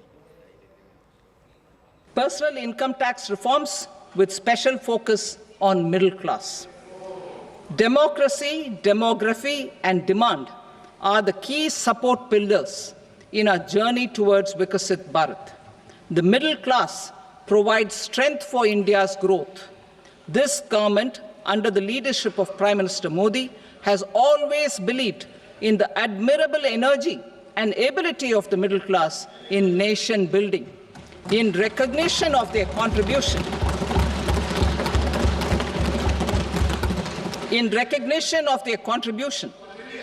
we have periodically reduced their tax burden. Right after 2014, the nil tax slab was raised to 2.5